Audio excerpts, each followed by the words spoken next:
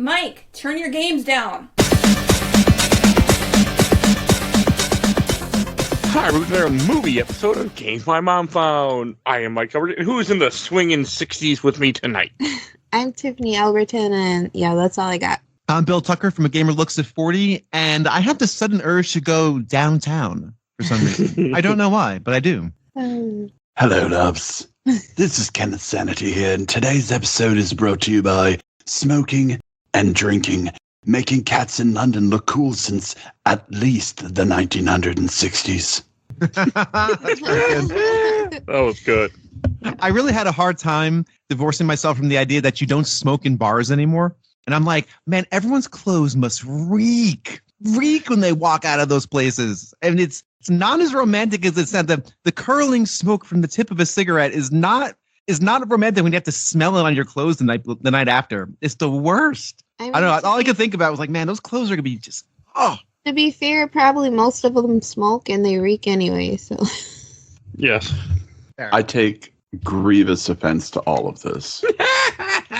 I don't know. I understand the allure, the visual allure. I understand all of that. And I agree. But I have this strong memories. This is me. This is my personal Jersey bias coming out of going to bars in New Jersey when you could smoke in bars. And it just, instead of it was never this like haunting, alluring, romantic thing. It was just people smoking.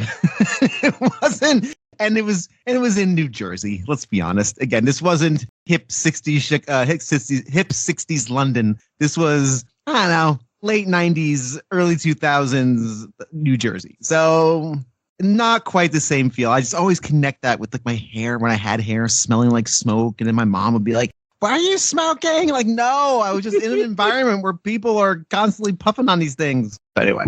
Okay. But anyway. No, I get that. I don't smoke, but I used to live with smokers, and I've been to bars, I think, when smoking was still around, maybe. I don't know, maybe that was bad before I turned 21. I can't remember. I vape in social settings. Yeah. When one particular person. I smoke, it's still cool. Hey, as long as you're not calling me, telling me you need your apartment where you can smoke in the public areas, we're all good. Wow. Oh, God, Like no. public areas? Yes. Oh no. Guess what? You ain't going to find it in this country. Not anymore. Hell, even private areas, you're not going to find it where they want you to smoke in the apartment, where they're going to let you. And people are like, how dare they? I'm like, yeah, buddy, just don't smoke. Especially if you're out oxygen and you're dying, maybe don't smoke. But I get it. Oh, hey, I got a question. Yes. What are we covering? Smoking, apparently. Last Night in Soho, directed by Edgar Wright, written by Edgar Wright and Christy Wilson Carnes, and came out in 2021. Oh, fantastic. Which just completely blew past my radar. Like, Same. well, 2021, I mean, that's the year after the world ended and things are still kind of crazy. Yeah, I wasn't early. Well, you couldn't go see it early in the theater, could you yet? You could go see it in theaters. This was back in 2021, and movie theaters were back up and running, but nobody was going to the theaters. Everyone was still afraid to breathe air, and everyone was still afraid of oxygen. And this movie did not do very well in theaters at all. I think it had like a $40 million budget and it grossed 23. Like, it lost a ton of money. So when you say that this one passed you by, it passed everyone by. Nobody saw this movie when it came out. And same for me. I did not see this when it came out. This is my first viewing. Okay. This is my first viewing and never seen before. I know, Kenneth, you've talked highly about it. And we are other people who didn't see it. I love this. I love this so much. I loved it from like beginning to end. Super into this movie. So I'm not sure where everyone else landed on it. I know there was some chatter in the chat over the past week. I've kind of stayed out of it because I want to be unspoiled. But boy, this is I'm surprised this didn't do better. And I wonder if this was released now in theaters, would it do better? I wonder if this is just a victim of the time period it was released in.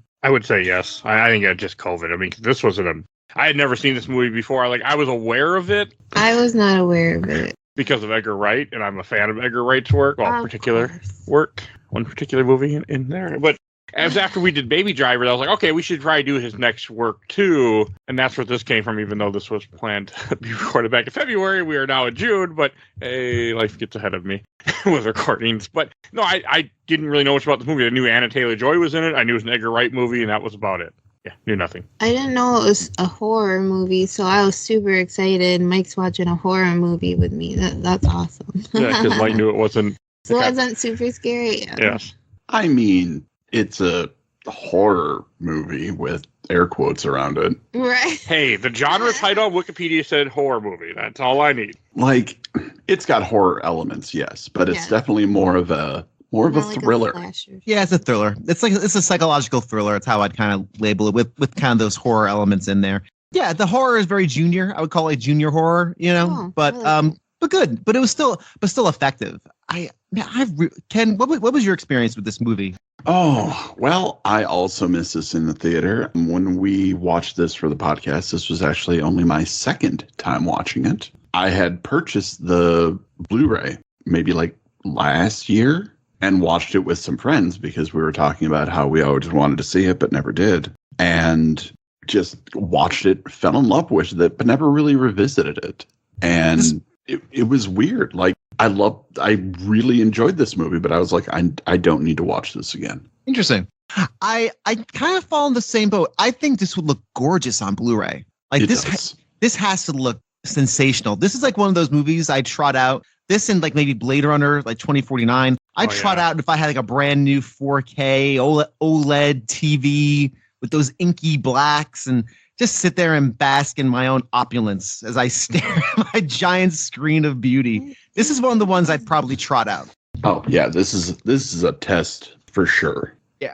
No, same with Blade Runner. I completely agree. Hey, another movie that I only watched because of you guys. So, because this had a lot to do with the fact that like Ken had mentioned this movie before at some point in our many conversations, and that's also what gravitated me towards it. I think it was earlier when we were talking about what Edgar Wright to cover next, and I was pushing for this over everything else he's done. And of course, I didn't win until now. All right, and I'm glad this finally won out because again, this is one I think if someone asked a film fan, "Hey, what movies came out in 2020, 2021?" No one's gonna have a good answer because we don't remember because there was another event that happened during that time that is paramount in all of our minds. We're trying to stay alive. Yeah, all of us trying to keep our lungs in good working order. And what I really find interesting is that I'm sure there's a whole bunch of these kind of movies that were released in 2020, 2021 that are really, really good that just nobody saw and the world's kind of forgotten about because we then move on to new things and as streaming and everything else. So yeah, I'm really glad that y'all made me see this because last night I've been sick for the last few days and I was like, I don't know if I feel like sitting through a movie now. I just want to go to bed. And boy, oh boy, was I glad I did. And I was entranced the entire time. So again, we'll go through this beat by beat because I think this movie, like you were saying before, it deserves it. But spoiler alert, I like a lot of this. I mean, I was watching YouTube videos before we did this recording just to kind of see I watched this movie twice, almost 3 times before this recording, all within a week, which is not me. That's so much. I mean, second time I paid attention. First time I paid attention. Third time I was editing. But that's because I had to get work done. And I already seen it twice. But, I mean, I can edit and watch a movie just fine. So that doesn't count. But, like, I was into this movie. And I was going to say, I was watching YouTube videos before this. And some of the complaints I thought were so fucking stupid that people had. One was, well, this isn't like Edgar Wright other movies. There's not enough comedy. Like, that's fine. Directors can do different things, guys. Like, you need your comedy. You guys got Pilgrim. You bring up a really good point. This movie was not received terribly well. No, it wasn't. Like, it got kind of thrashed. That's sad. Like, okay, Rotten Tomatoes has it at 75%. Fine. But other, like, one-off websites just bashed the hell out of this, and a lot of nerd culture websites destroyed this movie, which is weird. I don't understand it. I read some of the reviews last night because I was curious, like, oh, this must be a celebrated movie. Why wasn't this up for like Oscars? Like, why didn't I hear about this more? So I did that last night real quick before I went to bed, and sure enough, it's got a 75%. I'm like, wait, from where? Like, where are we getting this? And I didn't read a lot of the reviews because I just didn't have the time to do that last night. But the consensus was, oh, it's kind of silly. It's kind of hokey. And I'm like, really? I don't know. I don't find any of it. I think it's fun, but it's not silly. I don't know. I was very much so. Yeah, I don't understand what people were complaining about. So Ken, did you read reviews on it and what like the critical opinion was? It was all over the place. Some people loved it, but a lot of people who were critical of it really said the last half is where the movie falls apart, which begged to differ. The last half where it like fully devolves into a horror movie is just chef's kiss. Yeah, I think the slow descent, again, we're going to talk about it. The pacing of this and the way, and again, you're going to hear buzzwords throughout this entire, conversation, but pacing is going to be my big one. And I think I say this with everything Edgar Wright does, because he is just a master. And I'm going to say now master. And I try not to use that word flippantly. He is a master of pacing. The way he can just put time, a scene, not just to the music, which of course, as we all know, he's brilliant at, but just the pacing and the flow of a movie that draws you in. It's wonderful. This movie is seductive and spooky and eerie and all those things wrapped up into one. He is a master at that. I just marvel at the craft of this movie. So even if you think it's silly or the story is silly, you have to marvel at the absolute craft going on here. I mean, the story is. I don't think so either, but it's a dark story that I think fits very well, and you really do see the change from someone that's very hopeful about a place and hopeful for a change in life, and then because of circumstances, not even the supernatural stuff. Well, I mean, that plays a big part in it, but just people goes from not feeling great about something. Hey, speaking of the story, how about I tell you guys what it's about real quick? I was about to mention. Yeah, that'd be great. Do it. All right, so here's the official Ken plot breakdown. Country mouse ingenue Eloise studies to become a fashion maven in not-so-merry old London, where she somehow connects to the memories of 60s wannabe singer Sandy and is drawn into a twisted web of murder, vengeance, and a swinging soundtrack. Oh, nice. Love it. Excellent. Very well done. That's basically it. Yeah, well done. Well said. I think I'd love to talk a bit about the cinematographer. This movie is oh my god, gorgeously shot. This is shot by Chung Chang-hoon, who is most notably done. Sorry, my mouth. It's early, guys. Most notable for his collaborations with Park Chan-wook, who most famously I think directed Old Boy. That's his most famous one probably, but lots of great movies. Yes, like he did Stoker, which is a fantastic movie. The Handmaiden, Old Boy, as previously mentioned, also shot Wonka. And, he does some other stuff. Like, not everything's going to be a hit. It Chapter 1, great, very well shot. He did that. Uncharted was a movie. I had fun at Uncharted. Again, that was coming out of the pandemic. I wanted to see movies in theaters. It was fun. Was Wonka good? My wife really liked it. I haven't seen it. Okay. Don't care to, but Same. I probably will watch it at some point. But the point is, he's made his bones. Yes. Like, if you've never seen the movie Thirst, that is also directed by Park Chan-wook, and it is a Korean vampire movie, and it is just it's very much like this. It's very sumptuously shot. This man is just so good at what he does. This movie was shot beautifully. Like, that's something that, thanks to you guys, I pay more attention to. And I was thinking about that. Like, there's a lot of really good shots in this film. Just the way they did it. I really appreciated it. With hardly any special effects.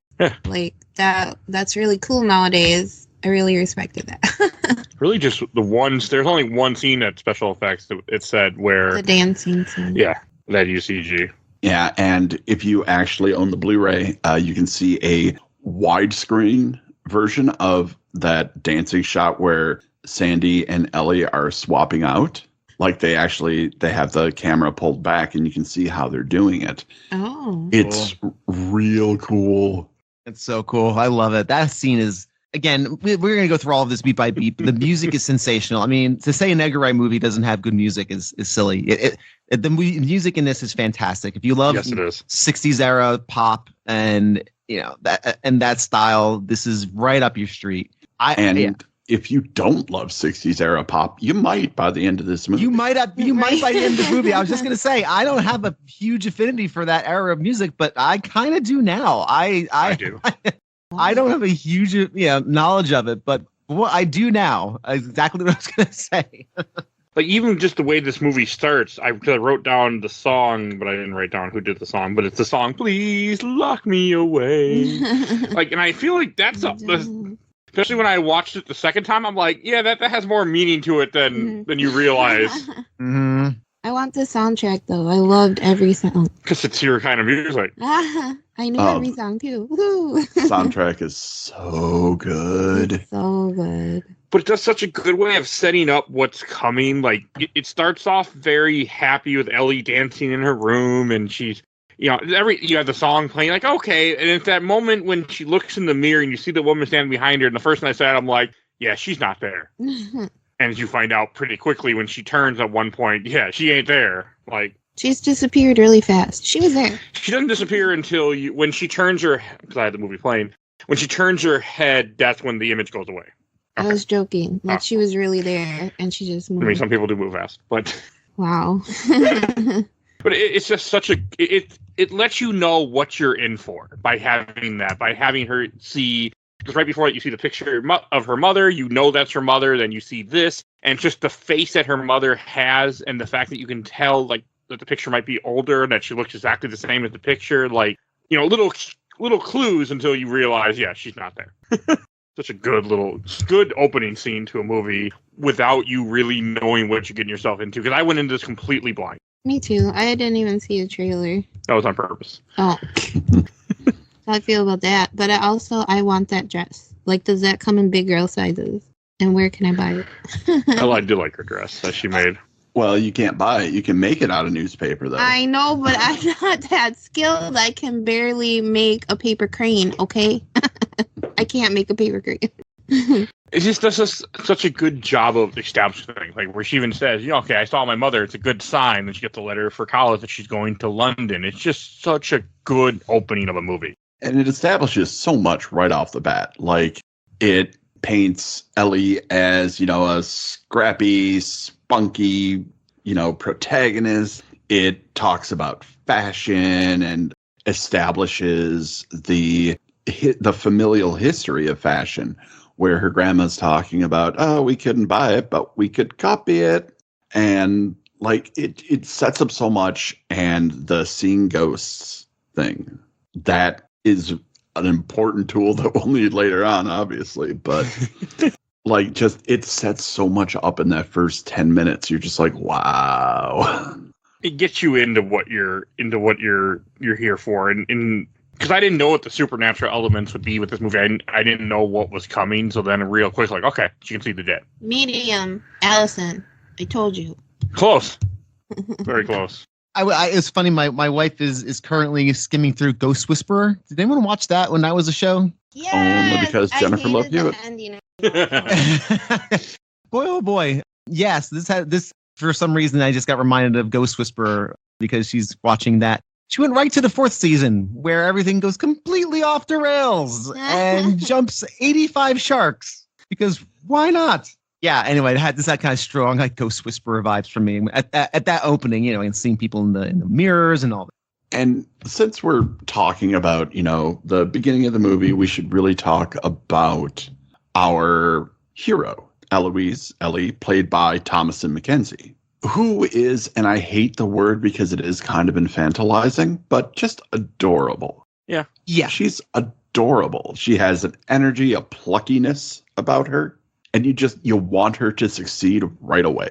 Yeah, she's excellent in this role, and I think she goes through a lot of growth throughout the course of this movie, obviously, because she kind of has to. But you're right, she really plays the role of the small town girl gone to the big old city for the first time trope, and it's one that I appreciate. I also appreciate this is set in the fashion world. I as I've said on the show a few times, I used to work in fashion.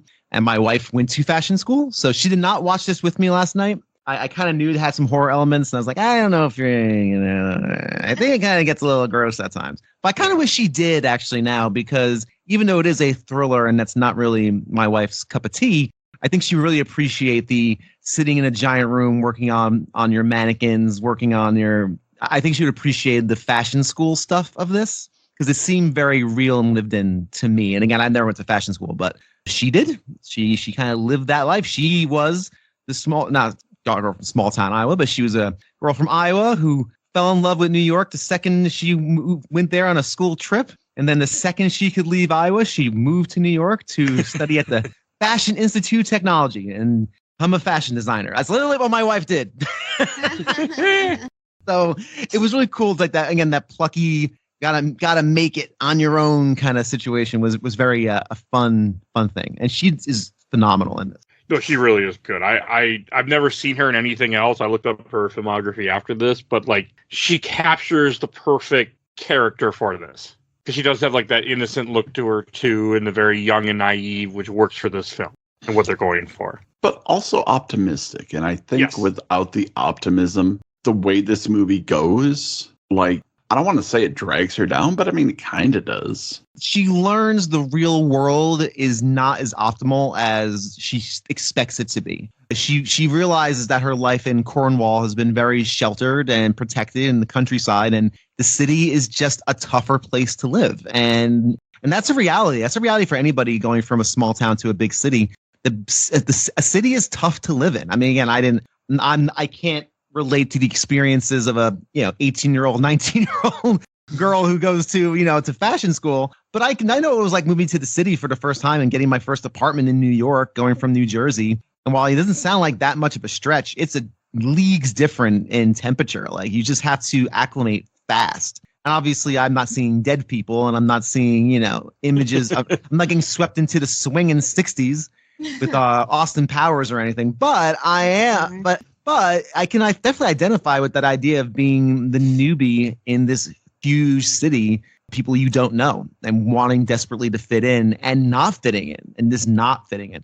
We'll get to that scene when she first meets her new roommates in fashion school. That poor Jocasta. Oh, that poor girl. That poor girl. She wanted to wear the clothes she made. That's not fashion. That's not it. I'll tell you guys a story when we get there, but go ahead. We'll continue on. Well, I mean, that's pretty much where we're going now. I mean, Ellie goes off to London after she gets the letter that we've talked about already. And there she meets her horrible bastard roommate. But before that, her first interaction with London, like just the fact, like her going on the train, she's smiling, she's excited, everything leads up, and then you get to the creepy ass taxi driver where when you start the conversation, you think, so she's like, I'm going to fashion school. She's all friendly, happy, and then you go, you could be a model, you got some nice legs. Like, I mean, you just said, you're gonna be a model, something that, leave it at that and not make it creepy. No, but he could have said you're beautiful or something. Could have, but he wanted to go the creepy way. No, he was a complete the nightmare, creepy disaster man. That again, your first brush with the big city is this lecherous creep, and then you're in the cab. Yeah, not pleasant. Obviously, of course, again, setting things up for our antagonist. She then goes. I'm sorry. Go, please. He pretty much says, "I'm going to stalk you." Yeah. He literally like, you and all the models live in this one area. Hooray! My prayers have been answered. Thank you. I'm a 60-year-old man, and I get to go see 18-year-old. Like, what the fuck? Come on, people. I'll be your first stalker. Like, I mean, that's the worst part. Like, had it been played by like a younger guy, like, it still would be bad. But the fact that it's played by an older man, like, I mean, it's on purpose. I mean, it's a choice. But like, I'm like, they knew what they were going for. And that's a big overarching theme in this movie too. Older men looking for younger women. That's a big theme. Oh yeah, it's an overarching theme in this entire movie, as we're gonna explore further on. But yeah, this is the first taste of it, where the lecherous old guy cab driver kind of hitting. Hey, I didn't know such a magical place existed. They should talk about this more often. The place where all the models live. Yeah, it's just so lechery, whatever word I want here. But lecherous, yes, thank you. It just like, I'm like, why? And the thing is, I know people do this in real life all the time to women. Like, that's why I don't like taking Ubers, because this could happen. But I've been pretty lucky. But I feared for my life a couple of times. No, I mean, I get that. And this is a really good point to bring up, that Edgar Wright has a co-writer on this one, Christy Wilson Cairns, who brought a lot of personal experience to this movie. And like, if you get Edgar Wright to write this movie by itself, I don't think it comes off as genuine as it does here. Now, a lot of people have said, oh, this is not good depiction of, you know, women and their experience. But I've also heard a lot of women say, yeah, that's about right. Yeah. Mhm. Yeah. Interesting. So Who says that? The men? yeah. Yeah. Oh, yeah. I choose the bear. I mean, there's a reason why that thing went around. I mean, choose the bear. Still going around. yeah, but I mean, and then the people that get mad about it don't understand the content. It's like, The funny thing about Christy Wilson Cairns is that when she was coming up and going to, you know, working on scripts, studying at the National Film and Television School, she worked as a bartender in an Irish pub in Soho called the Toucan. Oh, that's wrong. Okay, cool. Which is fun because that's the bar that features predominantly in this movie. oh yeah, Oh, yes, I forgot that. It said it in our little recap. Mm-hmm. Did you miss it? I'm not sure. No, but I think that's very cool that she worked in there. I did miss that. You did? Mhm. Oh. She also co-wrote 1917 with Sam Mendes and was a show writer on Penny Dreadful. Never So- watched that show. Oh, great show. Great Never show. watched It's very fun. So she's got the experience to do this kind of creepiness, but also atrocious violence. So I Yeah. don't think Edgar Wright could have found anybody better to co-write this Yeah, with. it's really, really perfect. And from what I was reading on the wiki beforehand, that he had first pitched this idea to somebody like in 2007, like a long ass time ago. Like he had this idea a long time ago, and then he went on a pub crawl with this writer in Soho. They went on this like pub crawl, and during the pub crawl, he's like, "Hey, I have this idea for a movie I had." And then sure enough, after Baby Driver, they're like, no, I think this is the next one I want to do. And I think she was like his first call. So this was just kind of a made to work partnership. Oh, one of the other complaints that I had, I didn't have, but in the YouTube videos I was watching, one of them like, that he hates London so much because he makes London look like this bad place. It's an almost 2,000-year-old city. Like, this makes sense. Like any big city is going to have problems. Well, yeah, Yeah. especially an old city like something like London. Yeah. Like I don't understand how you could get he hates London from this when this movie is a love letter to London. This is like Welcome to London. This is like I would say tourism board, but boy oh boy, it's so much seeped into it. I can't imagine. I don't see that in the text of this movie at all. No. Any hatred towards London. If nothing, there's a love for it and a reverence to the past. Like this written in the reverence to the past, to the 60s era, mod era of London is so rich. And it's so funny. I was watching when we get to the scenes where we do go back in time to the Anya Taylor-Joy scenes. It's filmed with such a loving gaze. It's again, like I said, it's sumptuous and seductive and fun and vibrant, and colors are just rich and everything looks so clean and well made. I kept thinking like everything looks so well made. Not like now where everything's made like garbage. Well, it has to be, because then you'll buy it again. That's the point. Boo. Well, I mean, that is the point, but yes. Yeah. But Mostly to make you buy it again for more sales, but yes, save money too. How can we save money? Have you buy a product that you're okay with, and then you'll rebuy another product from us. That's why I like older products, whether it's clothing or furniture or whatever. You know it's gonna last. Also, one of the jokes about communism, when they made light bulbs, it lasted for over 100 years. So they did, because they weren't made with the idea to break them and sell them. But that's neither here nor there. I am. That's why you love me. No, So- actually it's not. So yeah, after the whole taxi driver, just this pays off. So I want to mention she buys the Coke. I do like that little scene because that will pay off Yeah. later twice. And then that's when she ends up getting to the door and meets the roommate. But also right before she meets the roommate, Jocasta, you have her see John for the first time, where he's like, "Hey, do you need any help?" And she's like, "No." Well, yeah, and after her previous experience, Yeah. she doesn't want help from any male, anyone really at this point. Totally understandable. How good of a character is John? How good of a guy? oh I man. love John. What I Yes. love it. Love it. Great. She puts him through all that shit and he's still there. He's great. It's great.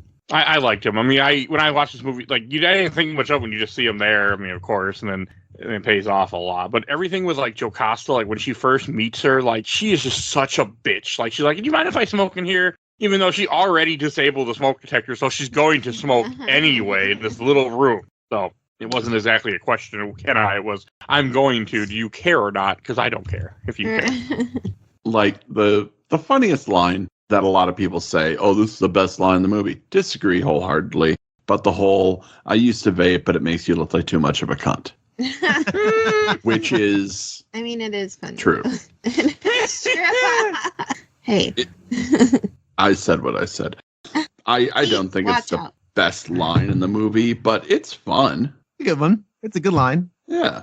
And Edgar Wright, when in this moment, this is a beautiful example, and I want to linger on this a little bit because he is showing us so much or telling us so much about what's going on just through how this initial interaction. Imagine this girl, she's from Cornwall, which is the middle of nowhere. Cornwall is country England. And she's in the big city. She's wearing an outfit she made herself that she's really proud of.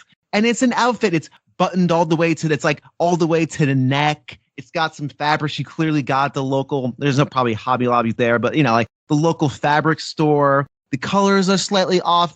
She has like the little belt. There's like a little, I think like a little chain belt that kind of like drapes off to the sides. That's her playful touch to this outfit she made. And she runs overalls, right? Almost overalls. Yeah, I'm actually looking at it right now. It's almost overalls that are stitched into the actual fabric. It's not quite it's like an overall. Yeah.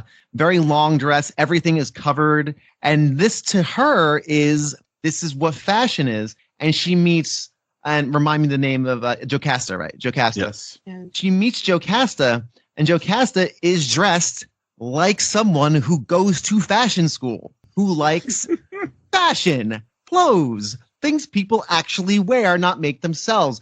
And this combination of the two worlds is literally, that's what fashion is. Fashion is the battle. It is the never-ending struggle between functional and art. That's what it is, right? And that's why I always found fascinating about that industry. Those two sides are constantly at war. Designer wants to make this beautiful collection of stuff they saw in Paris, but at the end of the day, people wear black pants. You gotta make black pants, and you gotta make the same black pants she's made for the last 20 years because people wear black pants. And you have this constant struggle in the fashion world. And for me, this was very rich because again, I've lived in this industry and Jocasta, that is your fashion student, the hip metropolitan. They're not from the country. I remember when she says she's from Cornwall, her first thing was like, "I'm sorry." I So sorry. have done that to people when they tell me they're from Milwaukee. So I get it. I have. What? Whatever. I don't like Milwaukee, Ken. I had a bad experience. I understand. But no, I made that joke before to people. They didn't appreciate it. And just the cattiness of this, I'm going to be your fake friend and lead you along. And here's my friend. And, oh, you're so brave. That's a very funny line. I like you're so brave. It's a very good beat. But this sets up this great character tension where she is officially in a place where she is not welcome. She's looking for connection and she will find none because in a big city, it's interesting. My thing with the big city has always been you can find connection very easily because everyone's looking for connection, but you're so hungry for it, you'll often look for it in the wrong places and you'll just latch on to the first thing you find. At least that was my experience in New York. And I feel like that's kind of what's happening here. Sure, smoke. Sure, I'll take a shot of this before my first day of class at my brand new school. Sure, we'll go out partying not because she wants to, because she wants connection. She wants to feel like she belongs in this place that she doesn't belong. And frankly, nobody belongs because it's such a big melting pot of cultures and experiences. So again, I love this moment. I may be spending too much time on it, but it's just got so much richness for me. This, not just a fish out of water, but a fish in search of something new and exciting and different, and realizing very quickly it's not all it's cracked up to be. Agreed. Yeah. I moved from one big city to another big city, but it can be hard to make connections with people. So I get that 100%. Yeah, and again, it's not hard to make connections. It's hard to make the right ones. The meaningful connections. That's the way of putting it. Because you can. I found a lot of friends in bars they're great. Bars are open till 4 o'clock in the morning in New York, and it's awesome. And they're there all the time. And the bartenders they're totally your friends when they give you, buybacks every 2 drinks. It's great.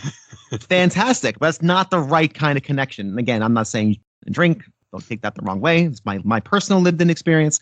But that led to bad choices because I was so hungry for connection. I reached out for the first connection I could find, which was that, and caused problems, as it's going to cause problems for our protagonists here. Yes. Yeah. Also, drinking is such a normal, like, group thing in just society in general, I guess. I mean, I don't drink much. I do go to bars sometimes. Why did you just look at me like that? No reason. No reason at all. Whoa! That was rude. I want a divorce. Okay. You like to go to bars and drink, and that's my only experience of it, going with you and your friends, and you guys are drinking. I'm always a sober cat because I'm a cheap bastard. And, I mean, that's the truth. And you're safe. Yes, but I'm also a cheap bastard, so I don't want to Uber home. And you're being a good guy. You're making sure everyone's safe. They can enjoy themselves, and they have a sober ride home. He's our babysitter, is what I call him. That, too, sometimes. Make sure we don't walk in the road. That, too. It's good. Anyway, I just found this whole scene very rich with a lot of meaning, and I think it's beautifully done. Speaks very much to college life when you're, that age too, and you're getting your first step outside of the world you knew. I mean, I can't speak to that. I never went to college, but to me, that feels like what it was too for her. Yeah, and again, I didn't have this college life. I lived at home for college. I didn't go to a dorm. I didn't have like a dorm life. I commuted to college, so for me, I didn't have this experience. But I definitely have been in New York, and I know what this kind of style is. Like one of my favorite lines in this whole interaction is, did you make that? She's like, yes, I made that. And then she's like, I'm wearing so and so. She, of course, before 2001 when she sold out and got, before she sold out to such and such and got terrible. Again, that's such a fashion-y thing to say. It just rang so true to me. I really beamed with joy at that. I'm like, that's very lived in. I'd be very surprised if the other writer of this movie hadn't spent a good amount of time in the fashion world, because that is something plucked straight from personal experience. Has to be. It's exactly what the words that are said in those conversations. Okay, I wouldn't have known that, but that does make sense. Oh, it's perfect. It's exactly the attitude is correct. The way everyone's dressed is correct. And by the way, the costuming in this movie is sensationally good. The costuming across the board is fantastic. Oh, I mean, it has to be, right? I mean, you're right, but it's not only is it fitting the period, because you could just sink into just period piece stuff or sink into mod, but not only, if it also matches the characteristics, it elevates the personalities of everybody wearing what they're wearing. It fits the personalities of the characters as well as just the time period. So they didn't just get it right for the time period; they got it right for the characters, and I think it's phenomenal costuming. I mean, I liked it, but I didn't really think much about it like that. But then again, I usually don't. We're getting you there. You guys are. You did not go to film school. No, but I have become a better observer. Yes, that's the word, because of them. So I've said that multiple times in this podcast. It really has happened. And then after she ends up drinking with them, they have their shot of Jaeger, which Jaeger tastes like shit. But then they go to the bar. So I do have a question. At the bar, after the dumb asshole steps up to him when she does go downstairs, she sees a dead guy in the mirror. Is that supposed to be anybody? I don't think so. Okay. It's just to show like she can see dead people. Or see one of the ideas, I can't remember the wording now, but it's the idea that buildings will absorb trauma and things that happen, and then they which I do believe this, by the way, too, and that what you're not seeing is ghosts, but you're seeing the trauma that the energy. Yeah, I mean, it's not even just trauma though. Like, it's brought up later in the film that the barmaid in the Toucan says, if this place is haunted, it's haunted by the good times. So it's true. You get a vibe from places. I've been places that have great vibes. Like, you walk in and you just feel good. And I've been to places where I walk in and immediately want to walk out. Mm-hmm. Yep. And I know it's a youth thing to say the vibes were off, but got news for you young ones. We've been saying that for decades. Decades. It's absolutely. We went to a bar in Vegas that was a Mexican music bar on one side and a goth rave on the other. I've never wanted to walk out of a bar so fast. I would have stayed forever. It sounds like the greatest place ever. It Actually, was really strange. It was. I'll tell you my quick story about in the fashion world, just to illustrate exactly this point. When I first started working in fashion, I was living in New Jersey still, and which again, living in northern New Jersey is a far cry from living in New York. Even though I lived literally 3 miles away from New York City across the river, it is like a continent of difference. And when I used to go to work in New Jersey, I'd wear like a polo and khaki colored pants and some sensible shoes, and I wore like work clothes, as you do when you go to work, right? First day, I started my job, and I'm not a designer. I was working at Jones, New York. That's where I met my wife, which was a huge fashion house in New York. And I walked into my office with my new coworkers. We're all IT people, so we're not designers. We're not like colorists. We're just the IT people, working for the company, supporting the system. I walk in, and one of my coworkers I just met. I'd never met these people before, by the way. He turns, he looks at me, looks me up and down, and says, nope, that's not going to work. Oh. Literally said that. And I'm like, hi, I'm Bill. He's hi, I'm sorry, I'll say his name, but hi. He's like, you're going to have to fix this, referring to my outfit, because I was wearing like a polo and khaki pants like you would to go to work. He goes, part of our job is going around to the designers on the floors to seeing if they need help with anything, they have questions on the system, they have any IT issues, right? Not just being very general. Part of our job, if you walk onto the tech designers or to the designers wearing that, they won't even talk to you. Oh no. They won't talk to you. You have no credibility if you walk around looking like that. So I had to get a wardrobe. They took me out like a few weeks later, and I went on this like weird Manhattan shopping spree. I spent like $1,000 on a new wardrobe. It was literally like I was sitting in I was in like some store in New York, and I literally had my friend Nathan throwing outfits over the dressing room door, like I got a pretty woman. Like, here, try this. Get out. Nope, that doesn't work. Get out. And my friend Nathan, he's a designer. He was on Project Runway season 10. He's had red carpet dresses for very well-known stars. Like, he's an incredible designer, and he was just it was really something, and it was great. It was an awesome moment. It was like this weird New York moment where I had 5 bags of clothes trundling back onto the bus to go home to my not great terrible relationship in Weehawken, but which leads to another story. But anyway, so when I see this poor girl in this world she doesn't understand and getting a taste of the real world, I totally sunk into it. I was like, oh, I totally get this. This is so good. Right. Well, that was good. I mean, again, that they captured that vibe that I wouldn't have known or I didn't know existed, but they capture it. Especially the more you talk about it, the more I realize. It's very accurate to that world. No, just the stuff with the bar. I mean, that's when you have them go in the stall next to her and start talking shit about her. I mean, that feels very early 20s, and it fits the personality of all the characters just fine. Nope. And don't forget the Coke. Right. Did she do it off the top of the toilet? Is that what yeah. Of course. I thought, okay, I was right. I was like, that looks like Coke. Well, he didn't 100%. think they were in a stall. I was like, they're all huddled in a stall. Well, people do it on tabletops too. Well, yes, but they were in a stall, so obviously it's not a table in there, probably not in that little one. Yeah, and it's the back of the toilet. Like, that is the way to do it if you're going to be in a dodgy bar bathroom. Or when I worked at a Burger King, someone did it off the changing table once. I know that. So hey, Whoa. Burger King. I think my cousin just went in the bathroom stall like they did. Mm-hmm. Probably. And then walked out. I was like, okay, let's go back to work. Hey, I mean, what I've heard, it gives you a nice kick in the pants. So, hey. Don't do Coke in Burger King bathrooms. Get busy in Burger King bathrooms. Don't. Yeah. Moving on. Good. We're an hour into this, y'all. We're like 10 minutes into the movie. We are literally 15 minutes into this movie. This is when she first sees the old guy I put in my notes. I'm assuming the guy that kind of is around all the time. The old guy, as played by Terrence Stamp, my man. General Zod, the OG. Oh, Okay. Yeah. all right. Did Like not know from that. the Richard Donner movies.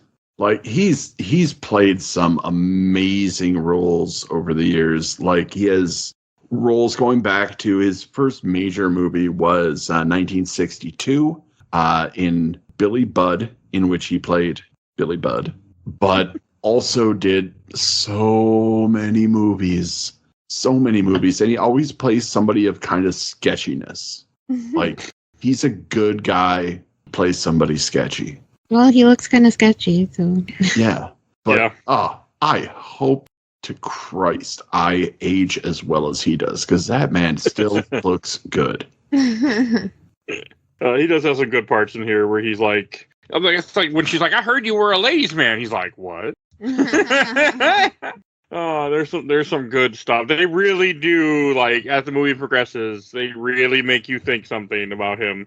And the way it sets it up with just always leering, like that's a good way to make somebody be like, oh, ew, I don't like you. Well, he's shady, so. Uh-huh. I feel like all the men are shady in there. Oh, maybe not John. Well, John's not, but like hell, one of the first guys you see in the bar when she's talking to Jocasta? Yeah, is that guy that comes and my dick died, can I bury it in your arse? Like that's the pickup line that they go with, like, and hey, it worked because a little bit later you see him sleeping with her. Okay, was that I'm the guy pretty from sure the it's the bar? same guy. How do you know? You see his face for a second. Oh, okay.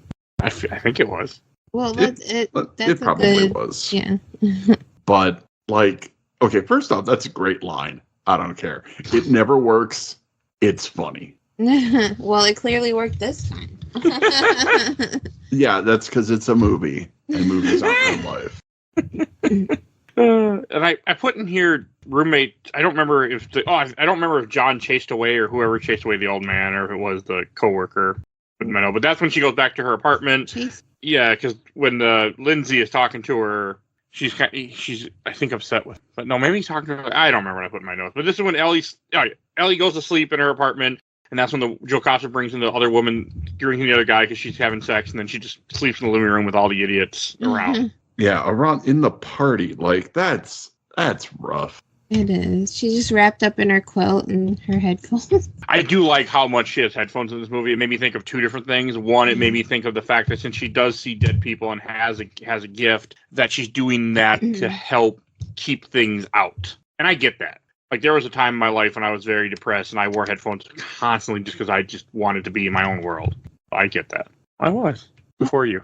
Oh. And isn't there an unwritten rule about having sex in your? There has to be rules in college. Again, I didn't go away to college, so this is actually a question for the group. Aren't there like unwritten rules? Like if you're going to have a gentleman or a gentleman caller over to your room, like you have some sort of signal or something. I don't think you're supposed to just barge on in. She doesn't care, clearly. I guess not. But is there an unwritten rule or? I think so. That's the problem with unwritten rules, though. They have to be written. Like, because then nobody else will know them. Yeah, you have to talk about it. Otherwise, you're going to have situations like this happen. And I think it's more of she just didn't give a shit. Like most people. I mean, that too. Maybe I should. I want to say is most people wouldn't feel comfortable just having sex with someone else in the room. But then again, I don't think that's true. So you poor naive boy. Yeah, it's not that bad. See, I told you. That's great. To be fair, I think I've been on both. I've been on both ends of that spectrum. So, but that's neither here nor there. Yeah. But Anyway, moving on. She wakes up the next morning, running late for class. No, there's an important part before that. When she goes to sleep in the party room, you have the idiot that is cutting down her music, and then John kind of chases him away. Yes. That's super important. It is important because it shows that John is a decent guy, and it starts to show their connection. Oh. It also shows John drinking Ellie's cola, which is actually important. Yes. It is. Oh, yeah. Because then he's like, oh, yeah, this is yours. And he just points to the camera, just zooms in on it. Have it. Did he open it already? He was drinking it, wasn't he? Yeah. Okay. Yeah, you were saying, Ken? No, sorry. I was just moving on to the next part where she's late for class and she comes in late. Jocasta and her friends are laughing because they're shits. God, I just hate Jocasta. Hate her. She is an antagonist of high regard.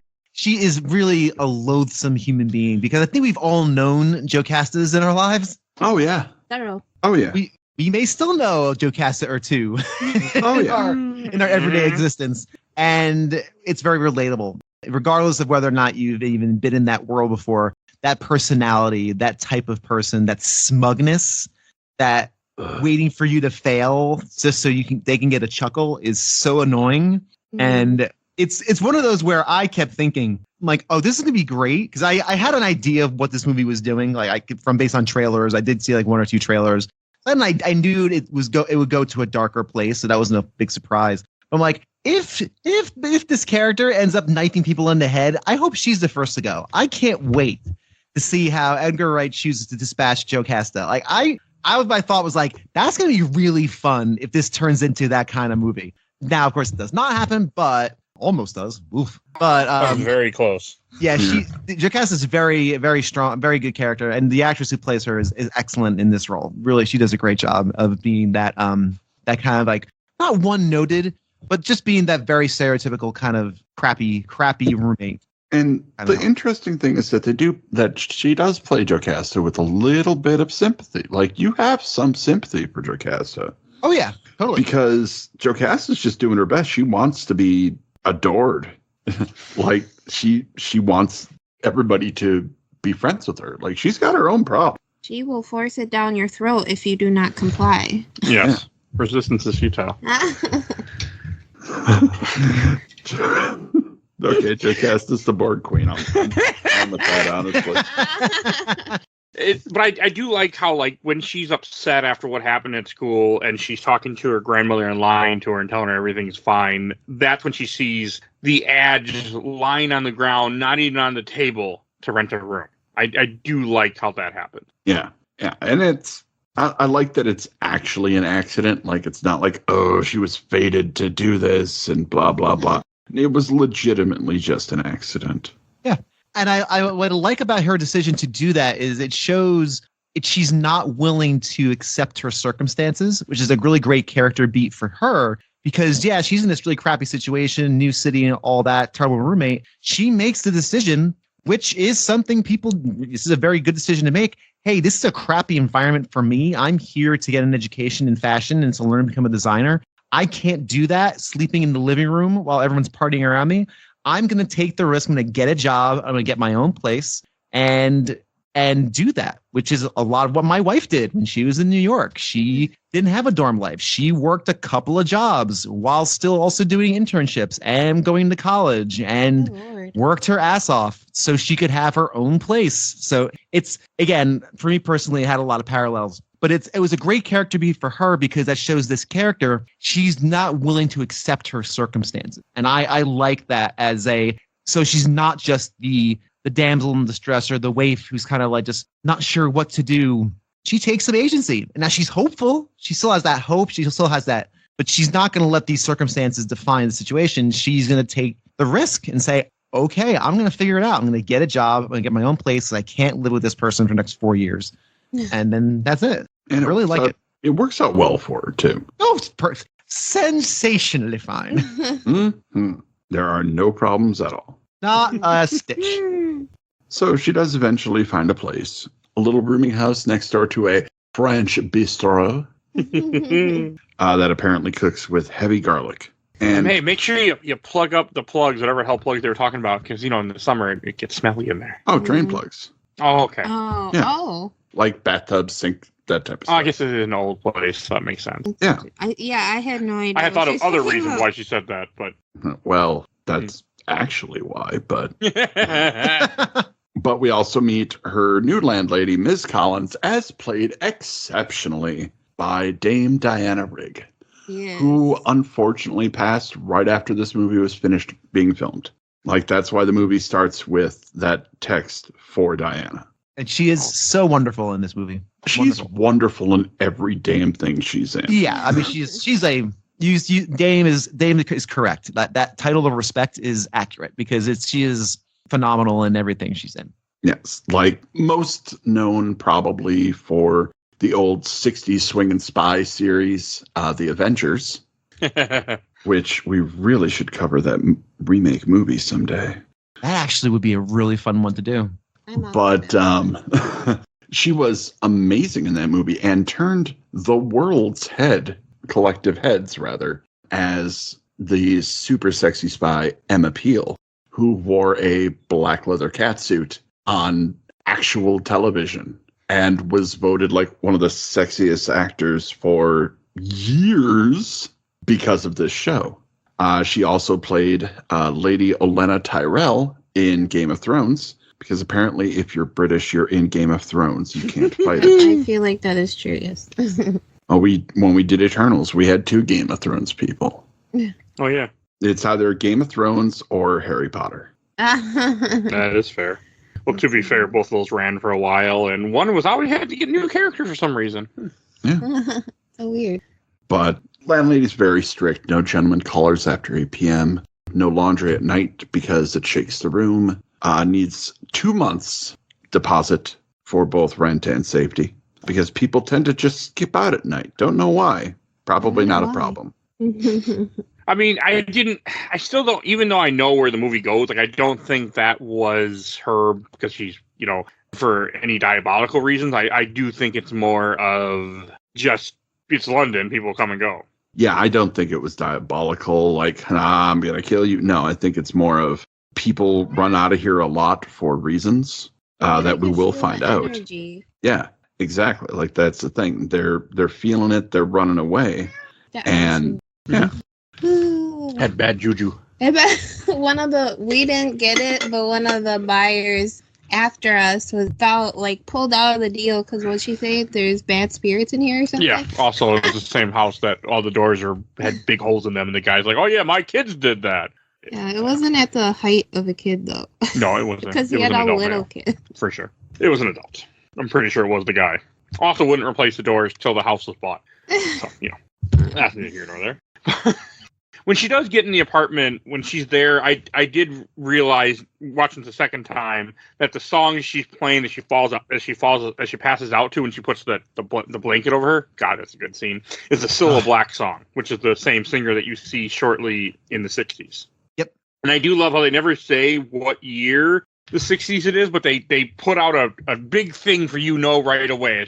When she teleports to the 60s, for lack of a better word, and walking out of the alley, she sees a poster for Thunderball, which is 1965, 1966. Oh, good call. Yeah, good call. It's a great way to give the viewer, this is what year it is without telling you. This movie does a lot of showing and not telling, which in film you absolutely should do, but they do it very well here.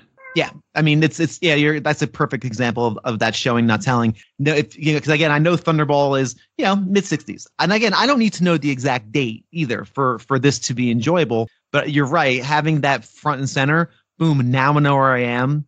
Very obvious pinpoint to what that is, and of course the style and everything else. Even if you don't know what 60s fashion is and the style of the day, you can recognize that, and it's just very, very well done. I just really appreciate it because I went and Googled immediately, and that's how I knew what year it was.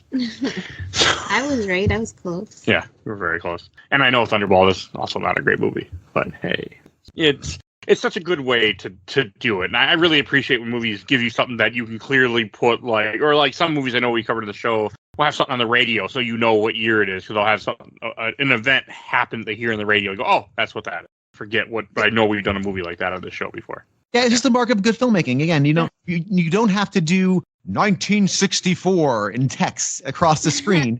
You can just show us it's 1965 or it's 1966 with visual cues like that make it obvious around what time period. It's great. And it's wonderful. And it lends to this beautiful, seamless, dreamlike experience because you really are going into this dream. She puts the covers over her head and that I love that shot where the bed gets huge. It's a bit of a trope, but I love when directors do that. I find it very evocative. And the bed gets all huge and she's now like in this world. It lends itself to being this dream experience, very surreal, heightened idea of what that era was. I think a lot of people, a lot of directors too, will romanticize the swinging 60s. Like they romanticize the mod era. We all think it was Austin Powers, but it probably wasn't. But kind of like this dream idealistic mod 60s is very, very cool and really just entrancing. This is the very much the darker version of Austin Powers. Like Yes. This is what it was actually like version. And I can dig it. The stuff with Sandy, especially the intro of Sandy when she goes in the bar, or she walks to that club, and then they take off her cloak, and then all of a sudden you see them in the mirror, you see Sandy and Eloise. Like, it is so well done. Yes. And like first you see Ellie walking down the stairs of the Café du Paris. Very swinging spot, apparently.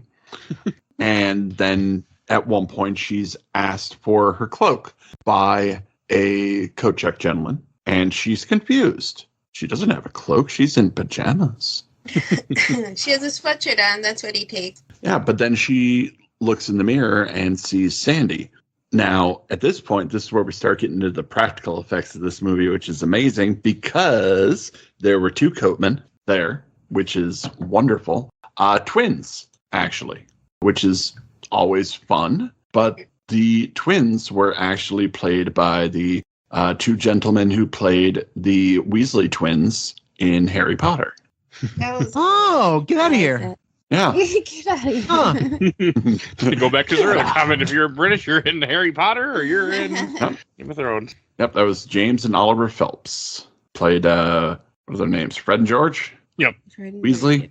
Yeah. Weasley twins. That's just what they're called. Well, yeah, it's Fred and George Weasley. And that, it looks like it's in a mirror, but it's not. It's just a two-sided set. And Did a really good job. Entire sequence is just amazing. The way they do everything practically. Most things practically, I should say. It's only the one CGI because, like, when Sandy goes to the bar, the bartender sends over to Jack. He's like, he manages a lot of girls. He must get a cut of something for that. He must. What about the guy that starts a fight with him? I still think that guy is somehow involved too. Oh, well, because later on they're friends. all joking, yeah. So They're at least friends. But it works to make her fall for Jack. But no, that scene where they're dancing and they switches between actresses, that's the only CGI I think they use. But it's such a cool scene. And it's only the beginning of that scene. Like, you can see where they use the visual effects to morph them, but like when they're swapping out, they're like literally just running behind camera. That's amazing. That's amazing. I just love that. And what's great about it, there's an energy there. You can tell.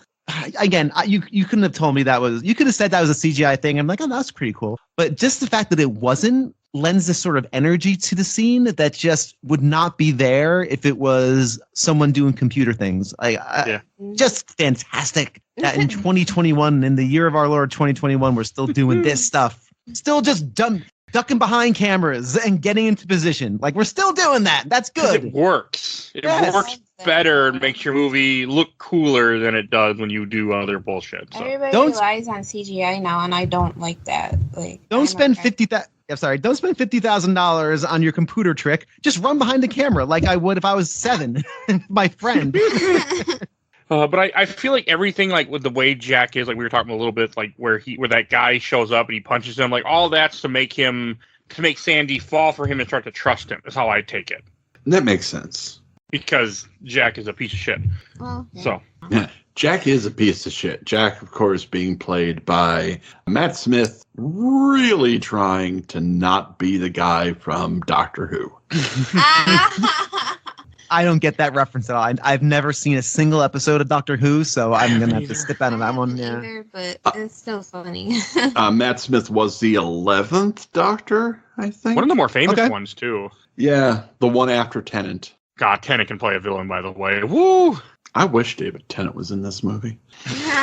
Anyway. I'd been okay with that. But we haven't gotten on the show yet, but I really want to someday, especially if you've never seen it, Bill, the first season of Jessica Jones, that is some fucking good television. But that's David Tennant plays a villain in there, and he just goes Jessica, and so damn good. Okay, you're right. Matt Smith plays a good villain in this. He's also in Game of Thrones, isn't he now? Yes, the new show, one, which I have not watched prequel. and likely will not. I didn't even get through the original. I was like, they keep killing everybody off in like every episode. Yeah, that'll happen. Right. But Sandy is talking to Jack because she wants to be a singer. She sees what Cilla Black has and wants that for herself, which, understandable. Everybody wants to be famous. Well, not everybody, but some people. And she is told that he can help her. Mm-hmm. So they start talking. Jack gets in a fight with somebody who calls Sandy a bad name. Sandy's like, oh, my hero, and kisses him. And they hide in a phone booth for some reason. You know, a phone booth with glass all around it. That's right? Hiding, baby. Again, it's more of the whole ploy of what he's up to. Yeah. But they run out of the club, and it's a thing. Jack and Sandy have become a thing. And then Ellie wakes up. But also, Ellie has a hickey when she wakes up. Which is wild. First off, people out here giving hickeys, that's crazy. Still sure. But to have that hickey come over from reliving that's like your first sign that like, oh, maybe it wasn't just a dream. Something's up. Like, this isn't some Freddy Krueger bullshit. So next morning, as the hickey is pointed out to her neck, Ellie is designing a dress that was inspired directly by Sandy. Which I really like. Yeah. Like, I like the fact that this shows Ellie becoming more enamored with Sandy. Like, starting to put her in the fashion designs. And then later that night, she has another dream where Sandy auditions at the Rialto Review. So Jack's not completely horrible. Yeah. Just mostly. Yeah, just mostly. That's the next night. After all that happens. Yeah, it's interesting how I think in the 60s, if it has the word review in it, probably isn't a show of well repute, if you Yeah. It's not a show of yeah. There is the small part something else. Too, I want to mention before she goes in the dream. Before that, that's when John gives her the Coke, replaces the Coke, and he says, "The least I can do," and she says, "What's the most you can do?" That's one of my favorite parts. Because she's repeating what Sandy said. Yeah, it's a great line. I love that line too. It's so sassy and confident. And it's not hers though. Yes. No. It's a stolen confidence that comes from Sandy, which is really going to start coming in play later. Mm-hmm. Very soon, actually. And you're right. The Rialto is such a I didn't expect it to be exactly what it turns into, or what it was. Yeah, but Anya Taylor-Joy does a great a cappella version of Downtown. Petula Clark's Downtown. It's sensational. Yeah. So good. And she's a great actress. It really is her singing, which is cool. Like, they didn't just dub it over. Who knew she could sing? She can sing. Yeah, apparently. But afterwards, Sandy and Jack do the whole, I knew you would do this for me, blah, blah, blah, blah. And Ellie, again, wakes up. And I've actually saw a review that's like, oh, there's too many shots of Ellie just sitting up in bed and realizing it was a dream. They didn't watch Medium, did they? Probably or Reed Man. Or Reed. But I would argue it's very important to have those scenes, because when it starts happening outside of the dream, that's how you know it's a problem. Yeah. And she changes, like, her emotions change as the dreams start to get more upsetting, and so you can't watch that on her face. Yeah. You definitely you see the change in her as the movie progresses. You see this bubbly person who, as she witnesses more things happen to Sandy in the dreams, and more of the dreams start to bleed to reality, she's much more melancholy. Is that the right word? Depressed, sad. She's experiencing secondhand someone else's trauma, and that's hard for anybody to handle. Like, she's literally she's walking alongside this nightmare that's slowly bleeding into her everyday life. that is a scary thing. And it's this melding of the two worlds is really wonderfully crafted and well done. I do like when she dyes her hair blonde and how different she looks. The wig is awful, but I mean, just okay. All the wigs are awful. You watch too much RuPaul for that. Shut the hell up! I do. That's why I didn't recognize. I'm like, hey, it looks great. I thought it was a real hair, to be honest, till just now. No, So you can always tell by the top. Oh, I can't. Then again, when you watch RuPaul, you know it's a wig. Yeah, I guess so.